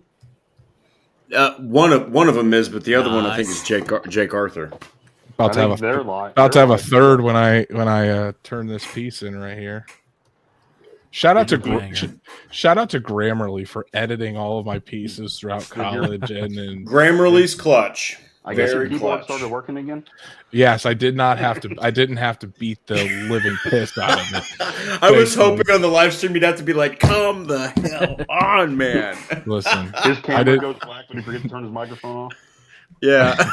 yeah, we can't be messing up this nice camera that Drake and I Bleacher were given Report. You by got Bleacher Bleachers. Report. Okay. Yeah. Listen, Yeah, Bleacher, man. You gotta send me we the got- model number on that so I can take. It's it a looks nice. It Logitech looks nice. something.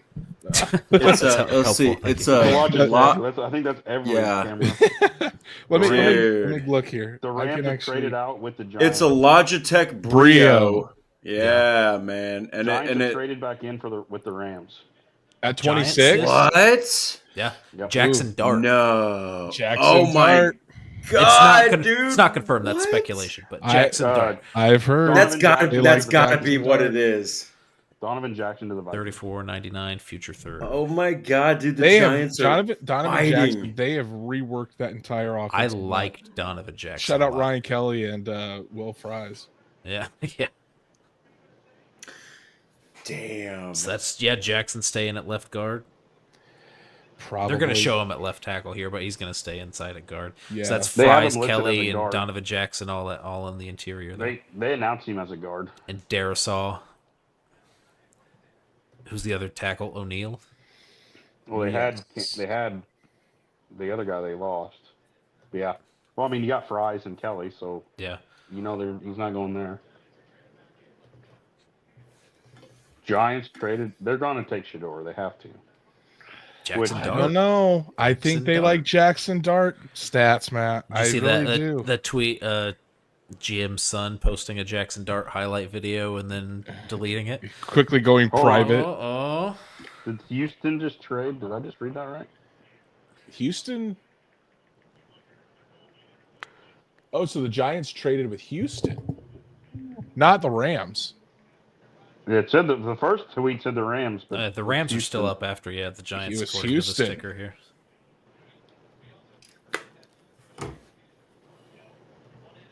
Yeah, Texans trade 25 to the Giants for 34 and 99 in the third. Yeah, Rams are also a sneaky quarterback team. Maybe the Giants. A lot of people thought the in Rams there would before. take Jackson Dart. Yeah. No, they have Stetson Bennett. Oh yeah, you're right. Take it easy. And he's All right. probably got another 2 or 3 years. They could be a before he sneaky retires. Mason Before he Taylor team, too. retires. Yeah. The Rams could be a sneaky Mason Taylor team. Yeah.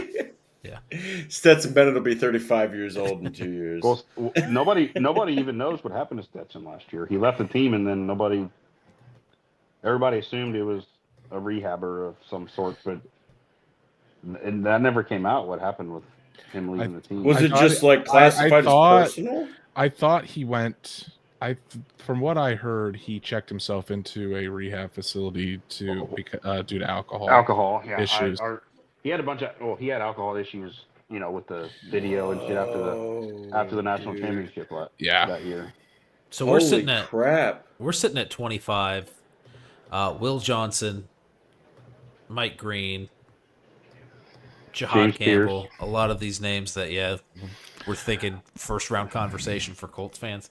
Is Daniel Jeremiah going to be right about Jahad Campbell? Is that dude literally going to fall to the Eagles? 32nd? Injuries are scaring people, I think, because I think that they were talking about Same that with Will torn Johnson. labrum, and he might be back by training camp. But there was apparently some It's- issues with the knee also. It's setting up to be a run on. There could be a run on defensive backs tomorrow Yeah. night, guys, Yeah. because you think if Will Johnson makes it to the second, Benjamin Morrison's there, Siobhan Ravel, Malachi Starks, Malachi Darian Starks. Porter, Right. yeah, a lot of Laurie. DBs there. Trey Emin I Amos like Laurie. what still there. DSG Goodbar said here. Amos Hairston. Mike Green and James Pierce Jr. could slide due to outside issues, due to like character Yeah. concerns. Mhm. Yeah, But there was character It's a good concerns point. with Walter Nolan too, and he went. that's fair. That's fair. Yeah, but It's Walter Nolan was I would say a much better prospect than both of those guys, Yeah. in my opinion. yeah. Well, I mean, with I mean- Pierce, everybody was enamored with him because he was the number one pick coming out of high school, which Yeah. he never really lived up to in college. And his was, I think, Nolan's and Pierce's issues were kind of similar as far as coachability and stuff like that. But the green stuff, that one's definitely a little different. Yeah, that's definitely different. Yeah, to say the least. Yeah, there's Chet in here tipping picks in the it can't be. chat. I wonder how people are going to take that. I wonder how Shadur's going to take that. How Chip on the Deion's shoulder. taking it. But I mean, a lot of Giants fans didn't want him to take a quarterback at all. Giants get 25. Texans receive pick 34 in the second round. 99 overall in the third round, and then a next year's third. What they say when Texans made that trade earlier today too, right? And they said the fifths and sixths they're swapping. They said they had like they pointless. didn't have a second and a third, but they had like multiple fourth, fifths, and sixths or something like that. So that's probably why they made that trade, is to get a little bit higher up in the draft on some of their other picks. Lots of shaking hands in the Giants war room. That dynasty chat I was talking about earlier said people said the same thing about Brock Bowers last year as far as quarterback play, and he turned out pretty well. Yeah, and I mean, hell, didn't he have Aiden O'Connell and Gardner Minshew? Yeah, quarterbacks who can throw the ball short and intermediate. That's who he had. Yeah, guys that can't throw over the top. Yeah. Noah got him. That's very fair.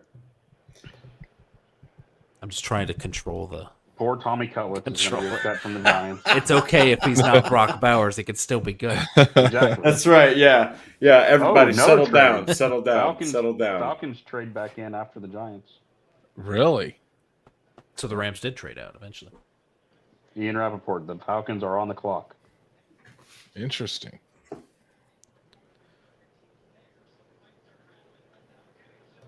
So are they coming in to get another defensive lineman?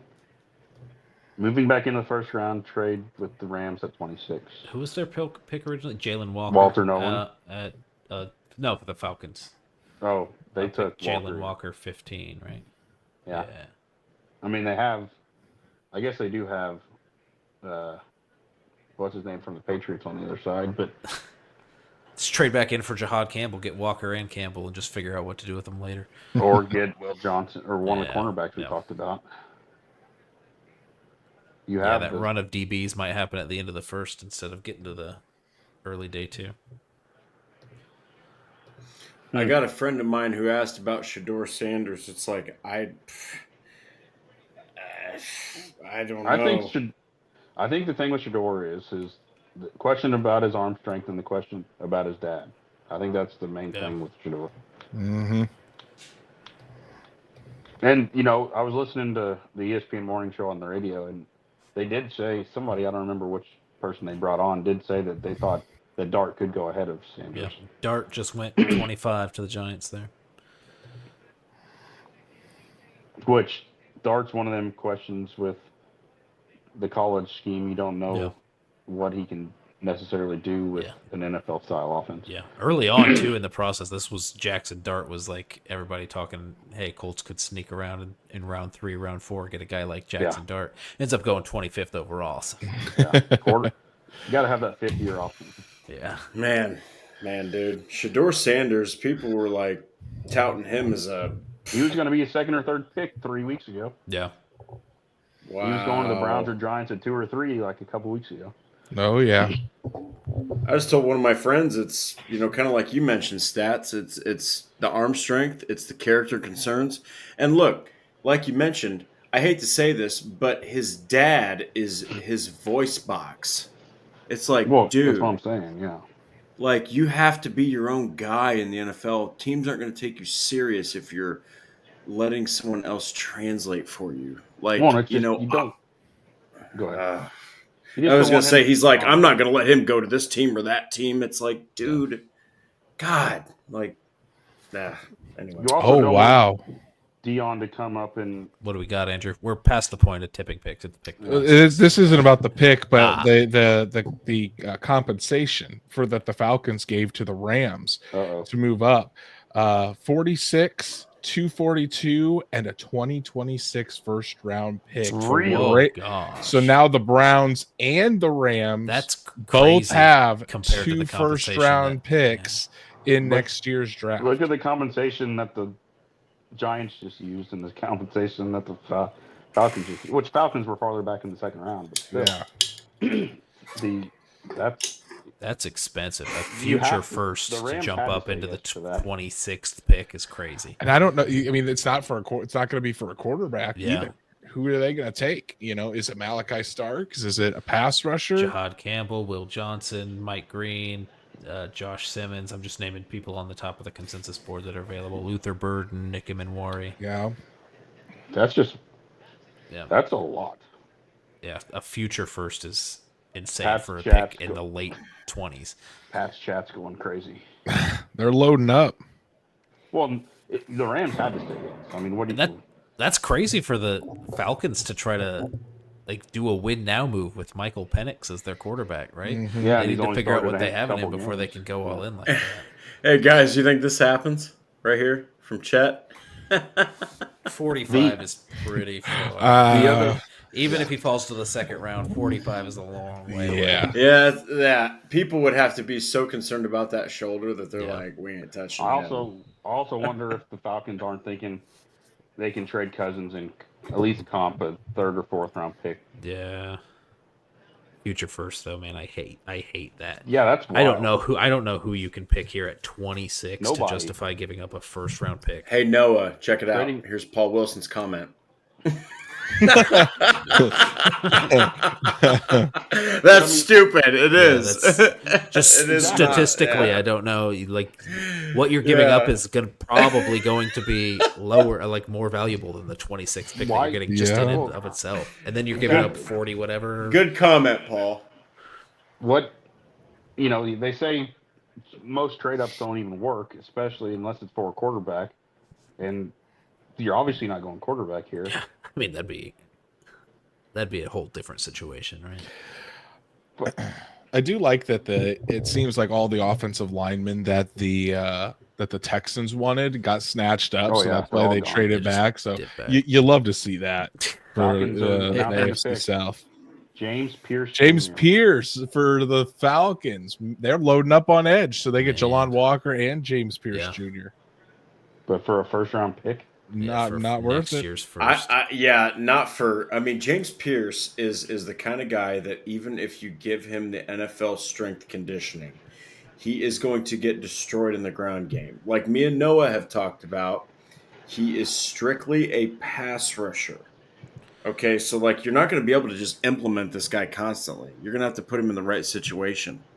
So I don't know about that. That just doesn't make any sense. I mean, So that obviously was- we're that not was the pick- Falcons, but Yeah, so that was pick 46 and next year's first they gave up, plus whatever other pick they threw plus in. a seventh. Wow. Yeah, a seventh. Yeah, That's seventh, so whatever. much But yeah, for a 46 James and next year's first. So they essentially gave up next year's first to move up 20 spots. I bet you they could have offered the Rams next year's second, and they would have taken it. Yeah. That is rich.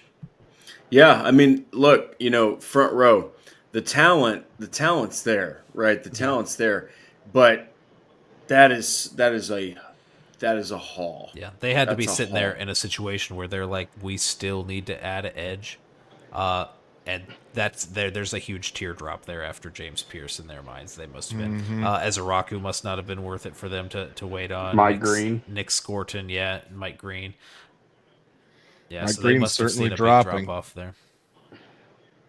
Mike Well, what did Green's we getting yeah. Well, when you have the accusations against him that you do, it's not surprising. Yeah, In fact, the Falcons met with Pearson and his mom yesterday, asking him about his character. They believe the culture set by Raheem will keep him in check. that's That was from concerning for Rappaport. somebody you traded a future first for. That was straight from Rappaport. It's concerning that you have to keep a guy in check and you gave up pick 46 and next year's first. They said that that Raheem's culture can keep him going. Well, what was it that Andrew said? I can't remember when the pick was. If the Colts were to trade up at that point for Tyler Warren, it would seem like desperation. So that was This seems like a desperate pick. Yeah. It seems like a desperate move from the Falcons. Desperation especially- is the term. especially after you've already taken one edge. I mean, you've already taken Walker. You have Judon. Yeah. It's not Unless like they you don't. unless they don't see Walker as an edge and they're trying to play him off ball. So I missed this when it happened because I was writing my piece, but Ballard, tongue in cheek, as he ended his press conference, said that the media would have freaked out had he traded back, and he said he thought about it, and then ended, "That's tomorrow." So I'm believe thinking, I do too. I mean, every single he'll do one of it. my mock drafts, I've had a trade back in the second round. I think that is where you can get the most value. I don't know if Dude, Zach I had put him it out or trading back to somebody put it get. out. You cut out stats. What'd you say? I think Zach or somebody put it out that in Ballard's in tenure, he's traded back in the second round, like in 3/4 of his drafts or whatever in the second round. So it's very believable. I was gonna say I can't because I only did one mock draft, but I had him trading back. I think. Let me see here real quick. So Tate Ratledge in the third round. Okay, yeah. So I had him trading back the 4th round pick to get to 133 from the Chiefs for 117, and he got the 226th round, or he got the 226th overall pick, and still got Trevor Etienne.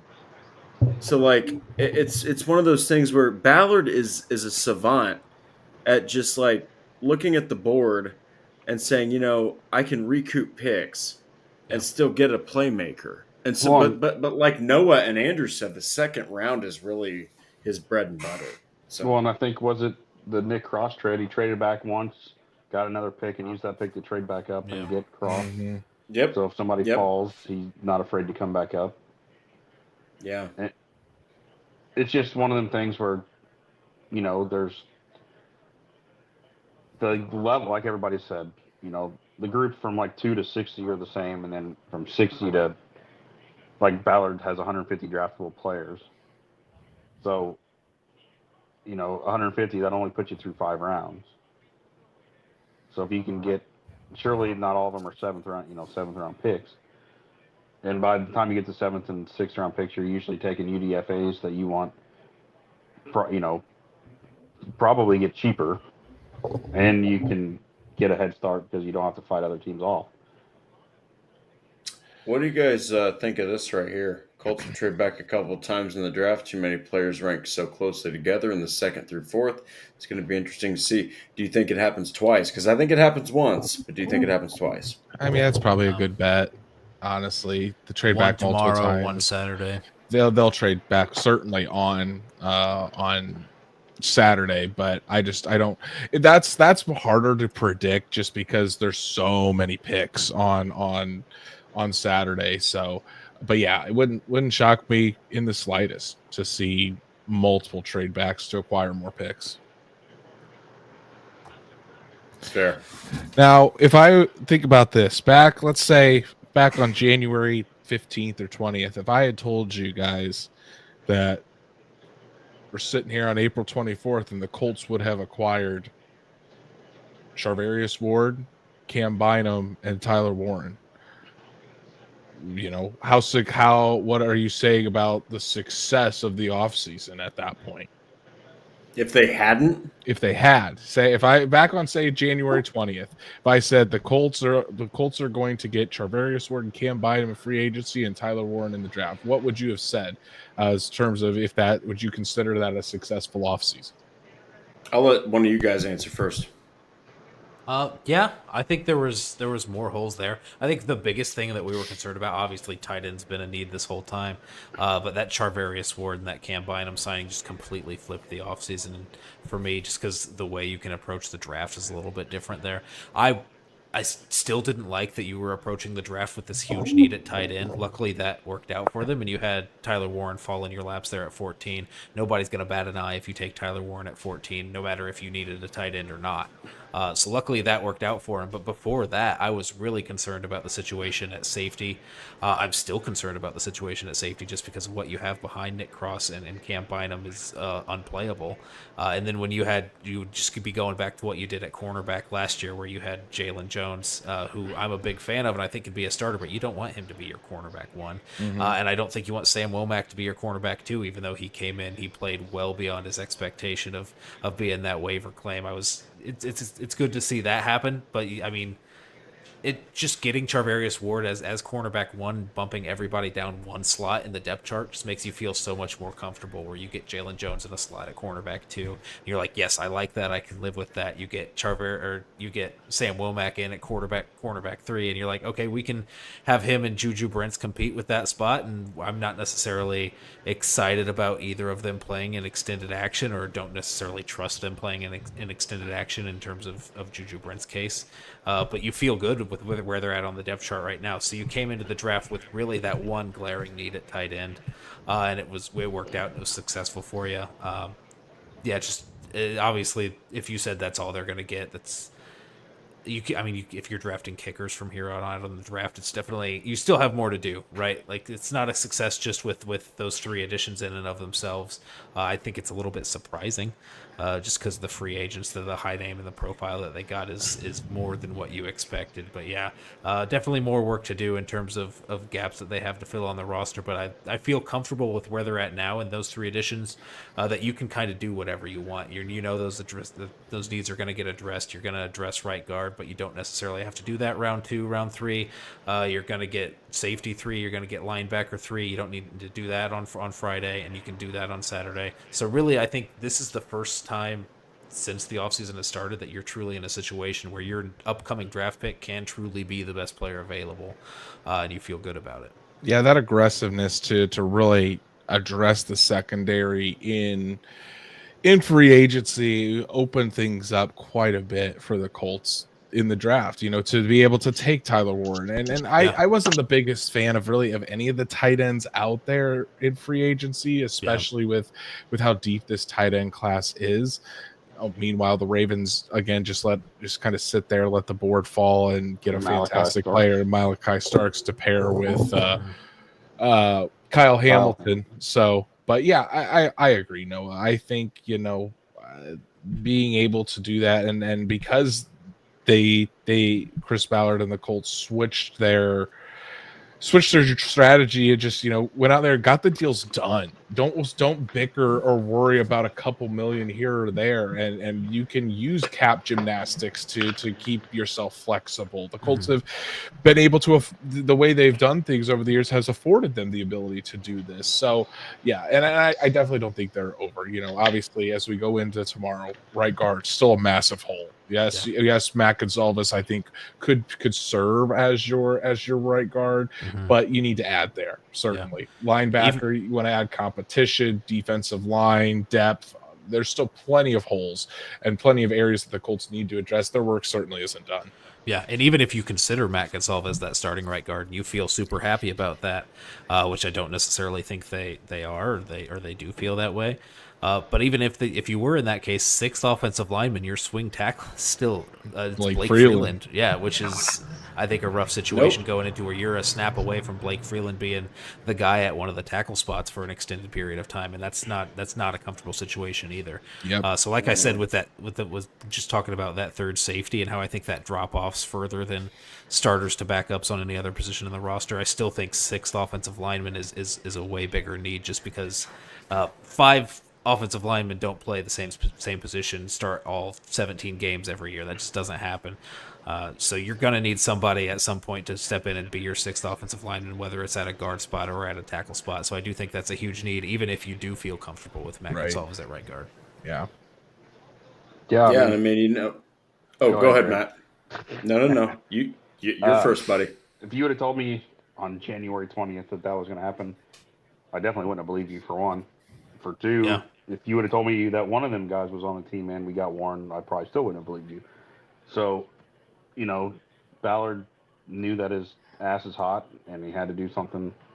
And, we've always, me and Noah are big Jalen Jones fans. So we knew he was better suited as a cornerback too from the get go. So getting arguably the best cornerback in the free agent market definitely makes that room look a lot better. Then you bring in a Bynum who people worry about a little bit about him being able to play center field, but he's still a playmaker. He's more of a playmaker than what we've had him at safety for years. And since, Mike Adams or Vontae or whatever back in the day, in the cornerback, in the DB room in general. But and then you get Warren to fall in your lap at 14. It filled maybe your three biggest holes minus the offensive line. I mean, what else are you going to do? You had no choice. I mean, he had no choice. He had to, because you can't go into the draft with, getting a borderline starter in free agency at safety or cornerback, and then having two massive holes to fill in the first round, and you just don't have that capital to do that. Mm-hmm. Yeah, and the thing that really stood out is when me and Noah did our first mock draft. It was before any of this Pre-free agency. Yeah, pre-free agency. We selected Will Johnson in round 1. We turned around and we selected Siobhan Ravel in round 2. Just completely reworking the entire cornerback room. I mean, it was completely barren. You had, Juju Brents right now has more question marks. He has as many question marks as Jelani Woods has. Yeah. Okay. Like, you couldn't trust the cornerback room. That's why we had to do an entirely different mock draft. And, when you Charvarius Ward, one of the biggest things, because he even said the Saints were close to closing in a deal on him. But he went with the Colts because, 1, the offer was great, and 2, Lou Anarumo specifically told him that he was going to follow the best receiver in the NFL, like that they would face every single week. And when you look at, with J.J. Stankovic, when you look at his breakdown of Charvarius Ward's film, he says we have an elite corner to cover elite receivers. Okay, so then you've got Cam Bynum, who, yes, he might have some coverage concerns, but the dude still is a ball hawk, took away 3 passes. He's a hell of a run defender. Him and Nick Cross together, you're not going to worry about the ground game. And those are 2 huge needs that were addressed. You still need safety depth, yes. But now you get to turn all of your attention to tight end, and they did that. Now, yes, you still need guard, you still need linebacker, you still need probably some edge depth, you probably still need interior line depth. I think they probably address interior line depth in round 2. And if they trade back, they might be able to do both that and linebacker. And it just really opens up way more. So to answer your question, Andrew, hell no, I wouldn't. I would have never expected those things to happen. But now that they have, after those 2 massive signings, I think Ward was 3 years, $54 million, with $6 million in incentives, and Bynum was 4 years, $60 million. Those were totally worth the money. I mean, Lou Anarumo has to have secondary help. He has to have veteran secondary help for his scheme to work, and it was critical. Yeah, and that was immediately number 1 and number 2 in terms of most guaranteed money offered to an outside free agent throughout all 8 years of the Chris Ballard era. So that's, I mean, even if you're taking into account the salary cap inflation that's happened over the 8 years, there's nothing really that's come close to the contracts that he gave out to Ward and Bynum there. God, man, the Giant or Williams. the Lions just got Tyleek Williams, dude. What a baller. We got 4 picks left in the first round, fellas. We're almost. It's actually kind of flown by, to be honest. Andrew said, and I quote, "When the Colts get done picking," and I stayed on. Yeah, he told me he was leaving. He told me he was leaving after too. I was able to write my piece while we were on the air, and so was I. Yeah, man, we both got some work done. When you have 4 people on there, it's nice to rotate. You get some work done. Wanted to stay on and the boys. So Washington's gonna have a cornerback fall to them. If they don't take Will Johnson, I'll be pretty surprised. It's going to be a really interesting day too. It's going to be such an interesting day too, man. I can't wait to see what Indianapolis does. Who's the name that, like, there's almost always somebody at the first pick of round 2 that people are like trying to trade up for. Who's that guy right now? Is that Will Johnson? Honestly, think about this. You know, who's left? Commanders, Bills, Chiefs, Eagles. I know the Philadelphia is always willing to move. Is there a team that tries to jump to that 32nd pick ahead of the Cleveland Browns, who own the 33rd pick? Because, you know, could the Cleveland Browns get that haul for number 2, still end up with Mason Graham, and still get Shadur Sanders at the top of the second round? Yeah. I mean, it would have to be for a quarterback, right? It would if you're almost have to jumping be the Saints, too. Yeah, if you're jumping up back into the first round to get that 5th-year option, that's why you're doing it, is to get that 5th-year option. It's got to be for a premium position that's making a ton of money. It's not going to be for a linebacker. It's not going to be for a guard. It's going to be, It would almost have to be the Saints, and after what the Falcons just paid to trade up, Eagles' price might have went up. Yeah. Very, very possible. But, you know, as far as the Eagles are concerned, they could sit there and say, we just had Campbell fall into our laps. We ain't freaking moving.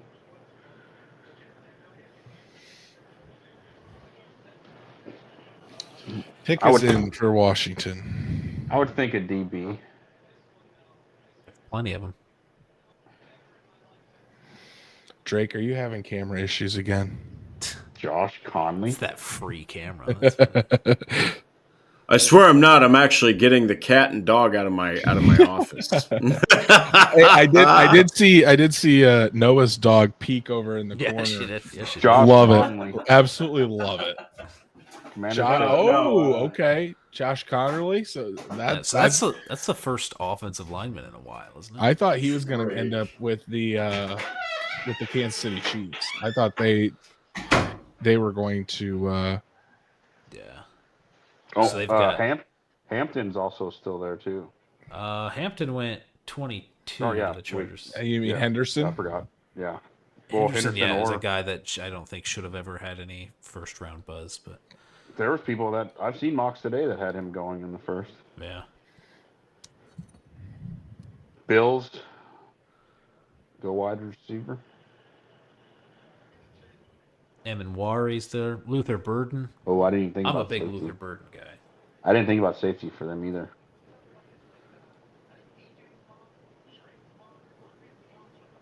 Trey Amos, Maxwell Harrison. Yeah, the corners just have not come off the board. I think if there's going to be a run on a position group tomorrow, it's going to be DBs early in corner and safety combined. Yeah. Which could be very good for the Colts. It pushes, defensive linemen down. Ezaraku's still sitting there. Ezaraku's sitting there. Jahad Campbell is still sitting there. That would be I'd be stunned if the Colts were able to get Tyler Warren and Jahad Campbell, which I still don't think it's very likely, but and then you never know. Be your next guy there at linebacker, who's everybody. There was rumors that Schwetzinger was going to go in the first round. Yeah.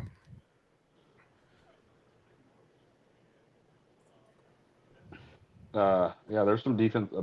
There's a lot of defensive tackles and ends that are still around. Yeah.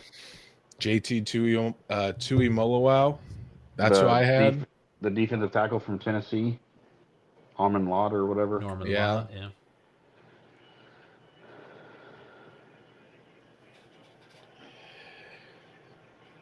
This is outside of the obvious getting Tyler Warren. This has been a very good first round for the Colts, where a lot of the position groups and a lot of the spots that they need, there's still plenty of talent left on the board for tomorrow. Well, Noah, you probably still have that the big board still up. Who are the top guys left? So we're talking Will Johnson, 10th on the big board. Jahad Campbell sitting at 14. Mike Green at 16, still available. And we got Josh Simmons, tackle at Ohio State, 21. Shadur at 22. Wari, Luther Burden, Ezaraku, Siobhan Ravel, Nick Scorton, Trey Amos, Maxwell Hairston, Travion Henderson. So it looks like Shador's going to actually fall to the second round. Chris Ballard also about Tyler Warren, best hands of any player in the draft. Well, that's kind of goes back to the physicality part of him. You know, you have to have good hands to be able to be physical. Yeah. He had more one-handed catches than he had drops last year. That's a good stat to have. That's a good step. And without, he was the only weapon they had, so everybody keep that. Back to the Chris Ballard preview and the video from behind the Colts. It sure seems like Warren was who they were talking about. Yeah. Mhm. No.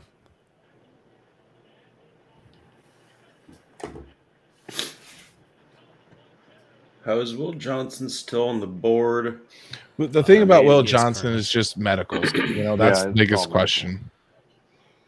Well, it's the same thing. You're a Notre Dame guy, Andrew. Benjamin Morrison.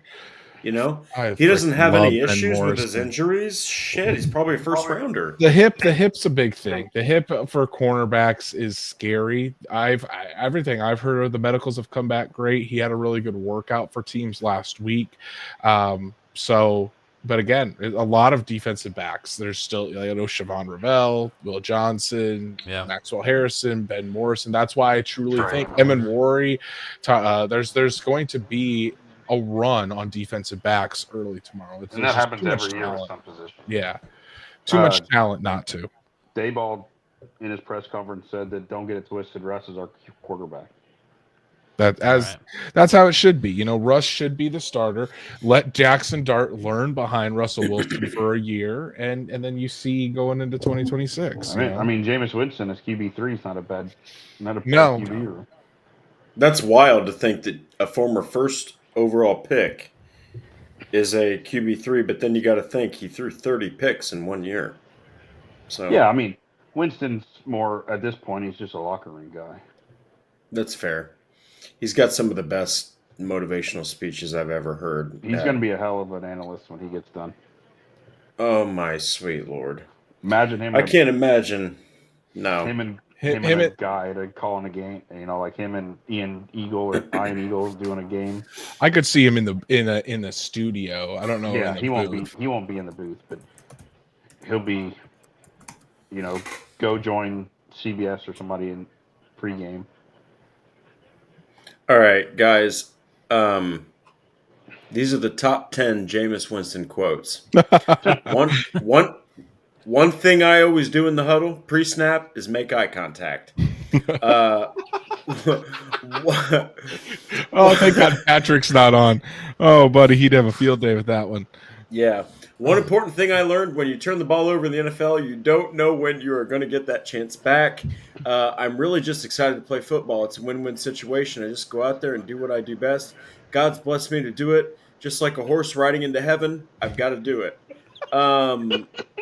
Losing is too easy, and I hate easy stuff. And then this has been a blessing from the Lord. I can't believe I get to play this game. I'm going to ride like a horse into the heavens for the Lord. Eagles straight up. That's a go-to. Eagles trade up. One pick with Kansas City. All right. Wow. Just going to be another Buffalo Bills situation where the Chiefs just hand somebody over to the Jahad Campbell does make a lot of sense for them because they're in a situation where even if he does not have the injury, they do not have to worry about it. Bills picks being announced now. Andrew, I am working on your piece right now. Appreciate you, brother. Just mess it all up. Maxwell Harrison For the Bills. Over Will. So Will Johnson's medical. You sending that out? You sending that out tomorrow or? Oh yeah, tomorrow morning. Yeah, that'll be a 7 a.m. piece. No, you need to stay up all night and make sure that thing gets out. No, I was gonna say don't if you schedule it now, nobody's gonna want to read it at 11:30. People are gonna go to bed. No. Let's get now that is bright and early in the morning. No, now's the time when, regardless of, even if it's breaking news, it's very difficult to justify. Oh, yeah. I don't know. Who the hell is going to be up to read this? 423 people watching right now, which is crazy. The diehards. 30, yeah. The diehards. So half of them probably fall asleep with their phone on. Yeah. On a Thursday night, man. Yeah, get a roll call in the chat. How many of you are still actually awake? Legit. Don't lie. For the most part, only about 15 of them have commented. So I'm okay with lurkers. Listen, I'm on the show, and I'm Kansas barely City awake, trades so 31 in exchange for 32 and a 5th rounder. All right. I mean, I take that. They weren't going to take Matt. They obviously Yeah, probably they probably weren't weren't going taking to the take same player. the same player anyway. Eagles must have been scared somebody's going to trade up with the Chiefs. Probably. I will say, so 426, 5 are on Facebook, which no surprise. 29 on YouTube. So that's where we're seeing most of the chats. But yeah, we got almost 400 392 on on X. X right now. Love to see it. So that's where They probably do it on we X. also It's easier to keep up with chats or keep up with tweets and stuff. So remember when everybody was talking about Nick Emenwari being a top 15 pick after the combine? Yeah. Oh, I remember that. Yeah, we were there. Shit. He was great. Yeah. I mean, What the hell's going on in South Bend? Just a normal South Bend. in South Bend. Let's be honest. South Bend's happening, Matt. See, that don't I don't know if happen that in- happens in Rich Jasper. I mean, it might happen in town, but not where I live. Matt just sends me videos of like tornadoes and big storms hitting his neighborhood. So I'd rather have that. Whoa. than Let's give a shout out to Indianapolis still hanging in here at oh my 4:30 a.m. brother's pulling an all-nighter. He probably works nights.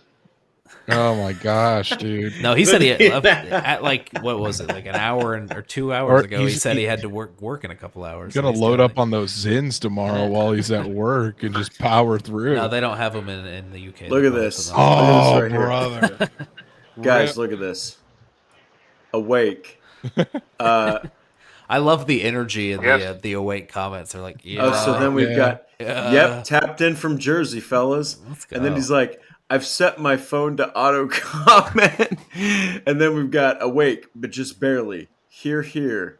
And then, of course, 4:30 a.m. in the UK, just like we mentioned. I mean, dude, we got people in here that are locked the ever-loving hell in. Like they are locked in. love to I see love it. Front row. That's incredible. You guys are right. The Front row, Eagles, yes, Barron got picked. the Eagles are trading up to get Jahad Campbell. Yeah. John A. Barron went 20th to the Broncos, correct? Yes. Yeah. Joins Pat Surtain. DPOY. Yeah, Jahad Campbell's a fun pick at 31. So Hope the medicals are okay for him. Chiefs That's take, the only question what, there. Simmons? I would probably say Simmons, You know the Eagles aren't Unless- taking a line. So. unless they trade back again and Yeah. says if someone wants Sanders, but I don't think that's going to happen. I was listening to something the other day about the whole 5th round or the 5th-year option, that the way quarterback contracts are going these days, that 5th-year option is kind of worthless. Because Yeah. most quarterbacks Most are getting people paid opt after out year anyway. 3. That's a hell of a pick by the Eagles, you know. I mean, and I'm not surprised Just- that yeah. happened. You're just once you get to a point where your roster is like fleshed out enough, you can They don't just- really have any needs. You have the luxury to just like sit back there at 31, Well, see who's the best, has the best potential that falls to you, and just make the pick without Campbell really and thinking too much Bond. about it. Campbell and Bond next to each other after the Yeah. way Bond played last year. That's dirty. They're going to compete for another Super Bowl. Well, yeah. I mean, it's just They didn't lose it's in- ridiculous they to be able lose to take your Slay. roster You know, and just translate it over. They lost Like- Slay and CJ GJ, and that's about it. God, Howie Roseman again. Michael's got to be up for work in 3 hours. Shout out to Michael for sticking in till the Shout end out of to the, end of the Michael. first. If I was going to work, Yeah. I'd be getting up in about 5 hours. But Does Nakobe Dean then end up going to as a pass rusher? Or are they going to use Jahad Campbell in that role? Probably you know, Campbell more so than Dean. I don't know if because Dean is who's next to Bond right now, and then you Yeah. got Nolan Smith, Jalen Carter, Jordan Davis on the defensive line. Hey, Andrew. Yeah, I'm gonna link the indie draft guide to your comment about how the timeliness of the pick. Andrew Marchand just tweeted. Can I? I don't think I can. I already have the indie draft. Are you talking about in my piece? I'm talking about like actually linking it to this comment about how quick the pick was put in. Because I linked the indie draft guide in the piece already. Okay, let me. It's down a little bit further when I talk about. Oh, I see it. Okay, here's the next. Okay, my bad. You're good. Andrew Marchand just tweeted, Schrager's been very good with McAfee. ESPN should probably bump him to the real show next year. Oh, that's great. You can only have so many people on the main show, though. Right. I guess they did 2 broadcasts, but like they didn't have Orlovsky on the main show. They didn't have like the NFL Live Who's on guys. it? Probably Mel Kiper, who needs to be retired. It's like Kuiper and the main guys. Schrager deserves it. Yeah, oh yeah. I think He's Schrager awesome. would have probably Adam. I would Probably assume that Lewis Schrager Riddick. wasn't on because of how soon it's been since he's signed. Probably they already had that logistically figured out. Probably. Yeah. Good night, Paul. Appreciate you being here all night, almost all night. You popping out with one pick to go, pick 31 in the first round, and you're tapping out, Paul. Appreciate the support throughout the first round, though, man. Oh, that's ridiculous. Grow up, Paul. Yeah, God, wow. All those super chats. You know what? Come on. I don't think Schrager hates the Colts either. I think he just doesn't get info from the Colts. Yeah, Schrager does not have a. We bullied Paul. Yeah, peer pressure works, fellas. I don't think Schrager's very plugged in with the Colts. He's plugged in with places out west, especially like L.A., Rams, yeah, like because he Arizona, Arizona, but not the Colts. I mean, he's like best. Tommy P is though. Tom Pelissero is a big. Pelissero is because Pelissero and Dodds are very close. So, and isn't Coward close with Ballard? Did I hear that before? Colin Cowherd, yes. I don't know how close he is now. He used to be close with him. I don't know how close they are now, but Cowherd doesn't really talk much about the Colts anymore because Andrew Luck's not there. Yeah. So True. Or Carson Wentz. Paul Wilson. Poor guy. No, jeez. Already disputed his super chat with his credit card company. Wait, what? He's taking them back. He's taking back the He got his airtime, and now he's taking them back. Patrick Mahomes just tweeted out a cool emoji. You know, DSG says something really profound here. The 3 picks night in the AFC South just got quite a bit better. Yeah. I mean, you got a potential generational 2-way player. You've got a potential solution at quarterback because Will Levis sure the hell ain't it. I mean. And you got the Houston Texans that didn't get any of the top O linemen. Who did the Texans draft? They traded back to the Giants. Yeah. So You're right. Hold on. So they still have no O line. I would say this is probably Simmons. You would think. He needs offensive line bad. When your best offensive lineman was your guard moving out to tackle, that's usually not a good sign. Can't wait for the Colts to draft Wyatt Millum tomorrow to replace Will Fries. Didn't you say that he's the closest comp to Will? The indie draft guide, his comp is Will Fries. So. That's awesome. That's just so awesome. I'm still a inbound guy, but that's just thinking moving him in. His footwork's a little funky, so that kind of changes things. But Bow spent a lot of time at the Colts local pro day talking with Sperano. So if that's a Sperano guy and Sperano pounds the table for him, wouldn't shock me at all. I think I watched Zach talk about him, how his footwork is a little wonky, but he made it work through college, and he thinks moving him into guard would make it easier for that footwork to translate. Yeah, if you're talking just top offensive lineman available. We're not sure what the Kansas City pick's going to be, but that's Josh Simmons. Tackle, Ariante or Seri. So the Eagles, go ahead. Yeah, Savanea. Yeah, and then Bo is Wyatt Milam. It thins out a little bit. So the Eagles actually tried to trade up with the Chargers to try to get Campbell at that time, and it didn't work out. So would have cost a lot more then, man. Yeah. Yeah. Losing a fifth is different than probably losing a third or a fourth. Yeah. Andrew, this is a great piece, man. I mean, yeah, good stuff. Appreciate it. I try. And I think you wrote it with half a keyboard. Yeah, with half a keyboard for and on a live stream.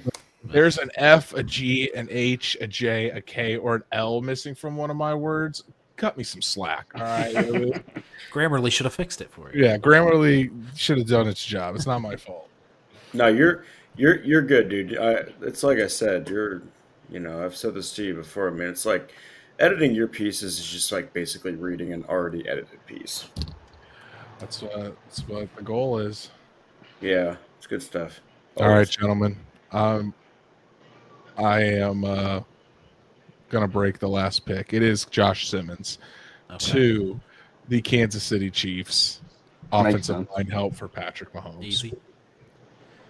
Gotcha. So let's just throw out best available then for the Colts. Obviously, they're not all going to be there at 15, but there's some names to keep an eye on as we go into 2, and we can kind of round out the night with this. Will Johnson, still there. 10th on the consensus big board. Mike Green, 16th on the consensus big board. Shadur Sanders, Nick Emenwari, Luther Burden, Donovan Ezeraku, Siobhan Ravel, Nick Scorton, Trey Amos, Travion Henderson. There's going to be a lot of names that Colts fans like here. Benjamin Morrison, Ariante Arseri, Carson Sweshinger, Jaden Higgins. There's also Watts somewhere in there. Yeah, Xavier Watts, Mason Taylor, Landon Jackson, Jonas Avenea, getting down the list a bit. Zach tweeted out Jonas Avenea, man. Ezeraku and Swessinger are obviously the top 2 guys I think that are fits for the Colts that you mentioned there. Ezeraku would be a steal at 45 for the Colts. I mean, he is 16.5 sacks last year at Boston College. Big, strong pass rusher that is improved each year in college. Would be fantastic could really play behind Kwity Paye or Laiatu Latu's first year, and then potentially even start in 2026 and beyond. And then Swessinger would probably start from day one at will, or at least give Jalen Carlisle a run for his money there, and could add some really good depth. But I think Swessinger would probably start. And then who knows? Maybe both of those guys could be on the board when the Colts pick in the second round, depending on if there is a run on defensive backs tomorrow night. Because like you said, Noah, Will Johnson, Nick Emenwari, Benjamin Morrison, Trey Amos, there's Siobhan Ravel, a lot of really good defensive backs close to the top, and that's not even including there could be a small run on quarterbacks. Shadur Sanders still available, Jalen Milroe still available, Tyler Shuck. Is there going to be a run early in the quarterbacks? Where do the running backs fall into this with Travion Henderson, Quinshon Junkins, Caleb Johnson? And so there's some good options for the Colts. I didn't even mention the defensive tackles, or JT Tuimoloau, the defensive tackles, Norman Lott from Tennessee, Darius Alexander is up there as well. So a lot of good talent still going to be available by the time that the Colts pick tomorrow night. Yeah, we've got coming on right off Houston, Tennessee, or Cleveland, Houston, Tennessee, Cleveland. The first 4 picks there coming up tomorrow. So we've got AFC South back to back, right in between the Cleveland picks. So obviously no quarterbacks going there. Houston, Tennessee at this point. But Shadur Sanders very much in play at 33 and 36 there with Cleveland. And then Colts at 45. For now. For now. Oh, it just feels like a trade back scenario. Especially if does. I they mean- have a run on quarterbacks and DBs early. Yeah, if they're, Yes, I'll say yes, this: if yes. there is a group of guys that they like, as the 250,000 people file out of the parking lot at Lambeau, if there's a group of guys that they have graded similarly on their board, that are 100% trading back as far back as they think they can still get one of those guys in that cluster. So that's how they do it every year. The same situation with Alec Pierce when they traded back. They had a cluster of receivers and ended up getting Alec Pierce, who I think was the top of that cluster regardless. So yeah, I think they'd feel really comfortable if they're in the situation where they like a lot of these DBs, Darian Porter, Siobhan Ravel, Morrison, if they have those guys tiered similarly. Yeah, and you get to 45 and they're all sitting there, then yeah, trade back makes a lot of sense. Exactly. Darian Porter, let's go. Yeah.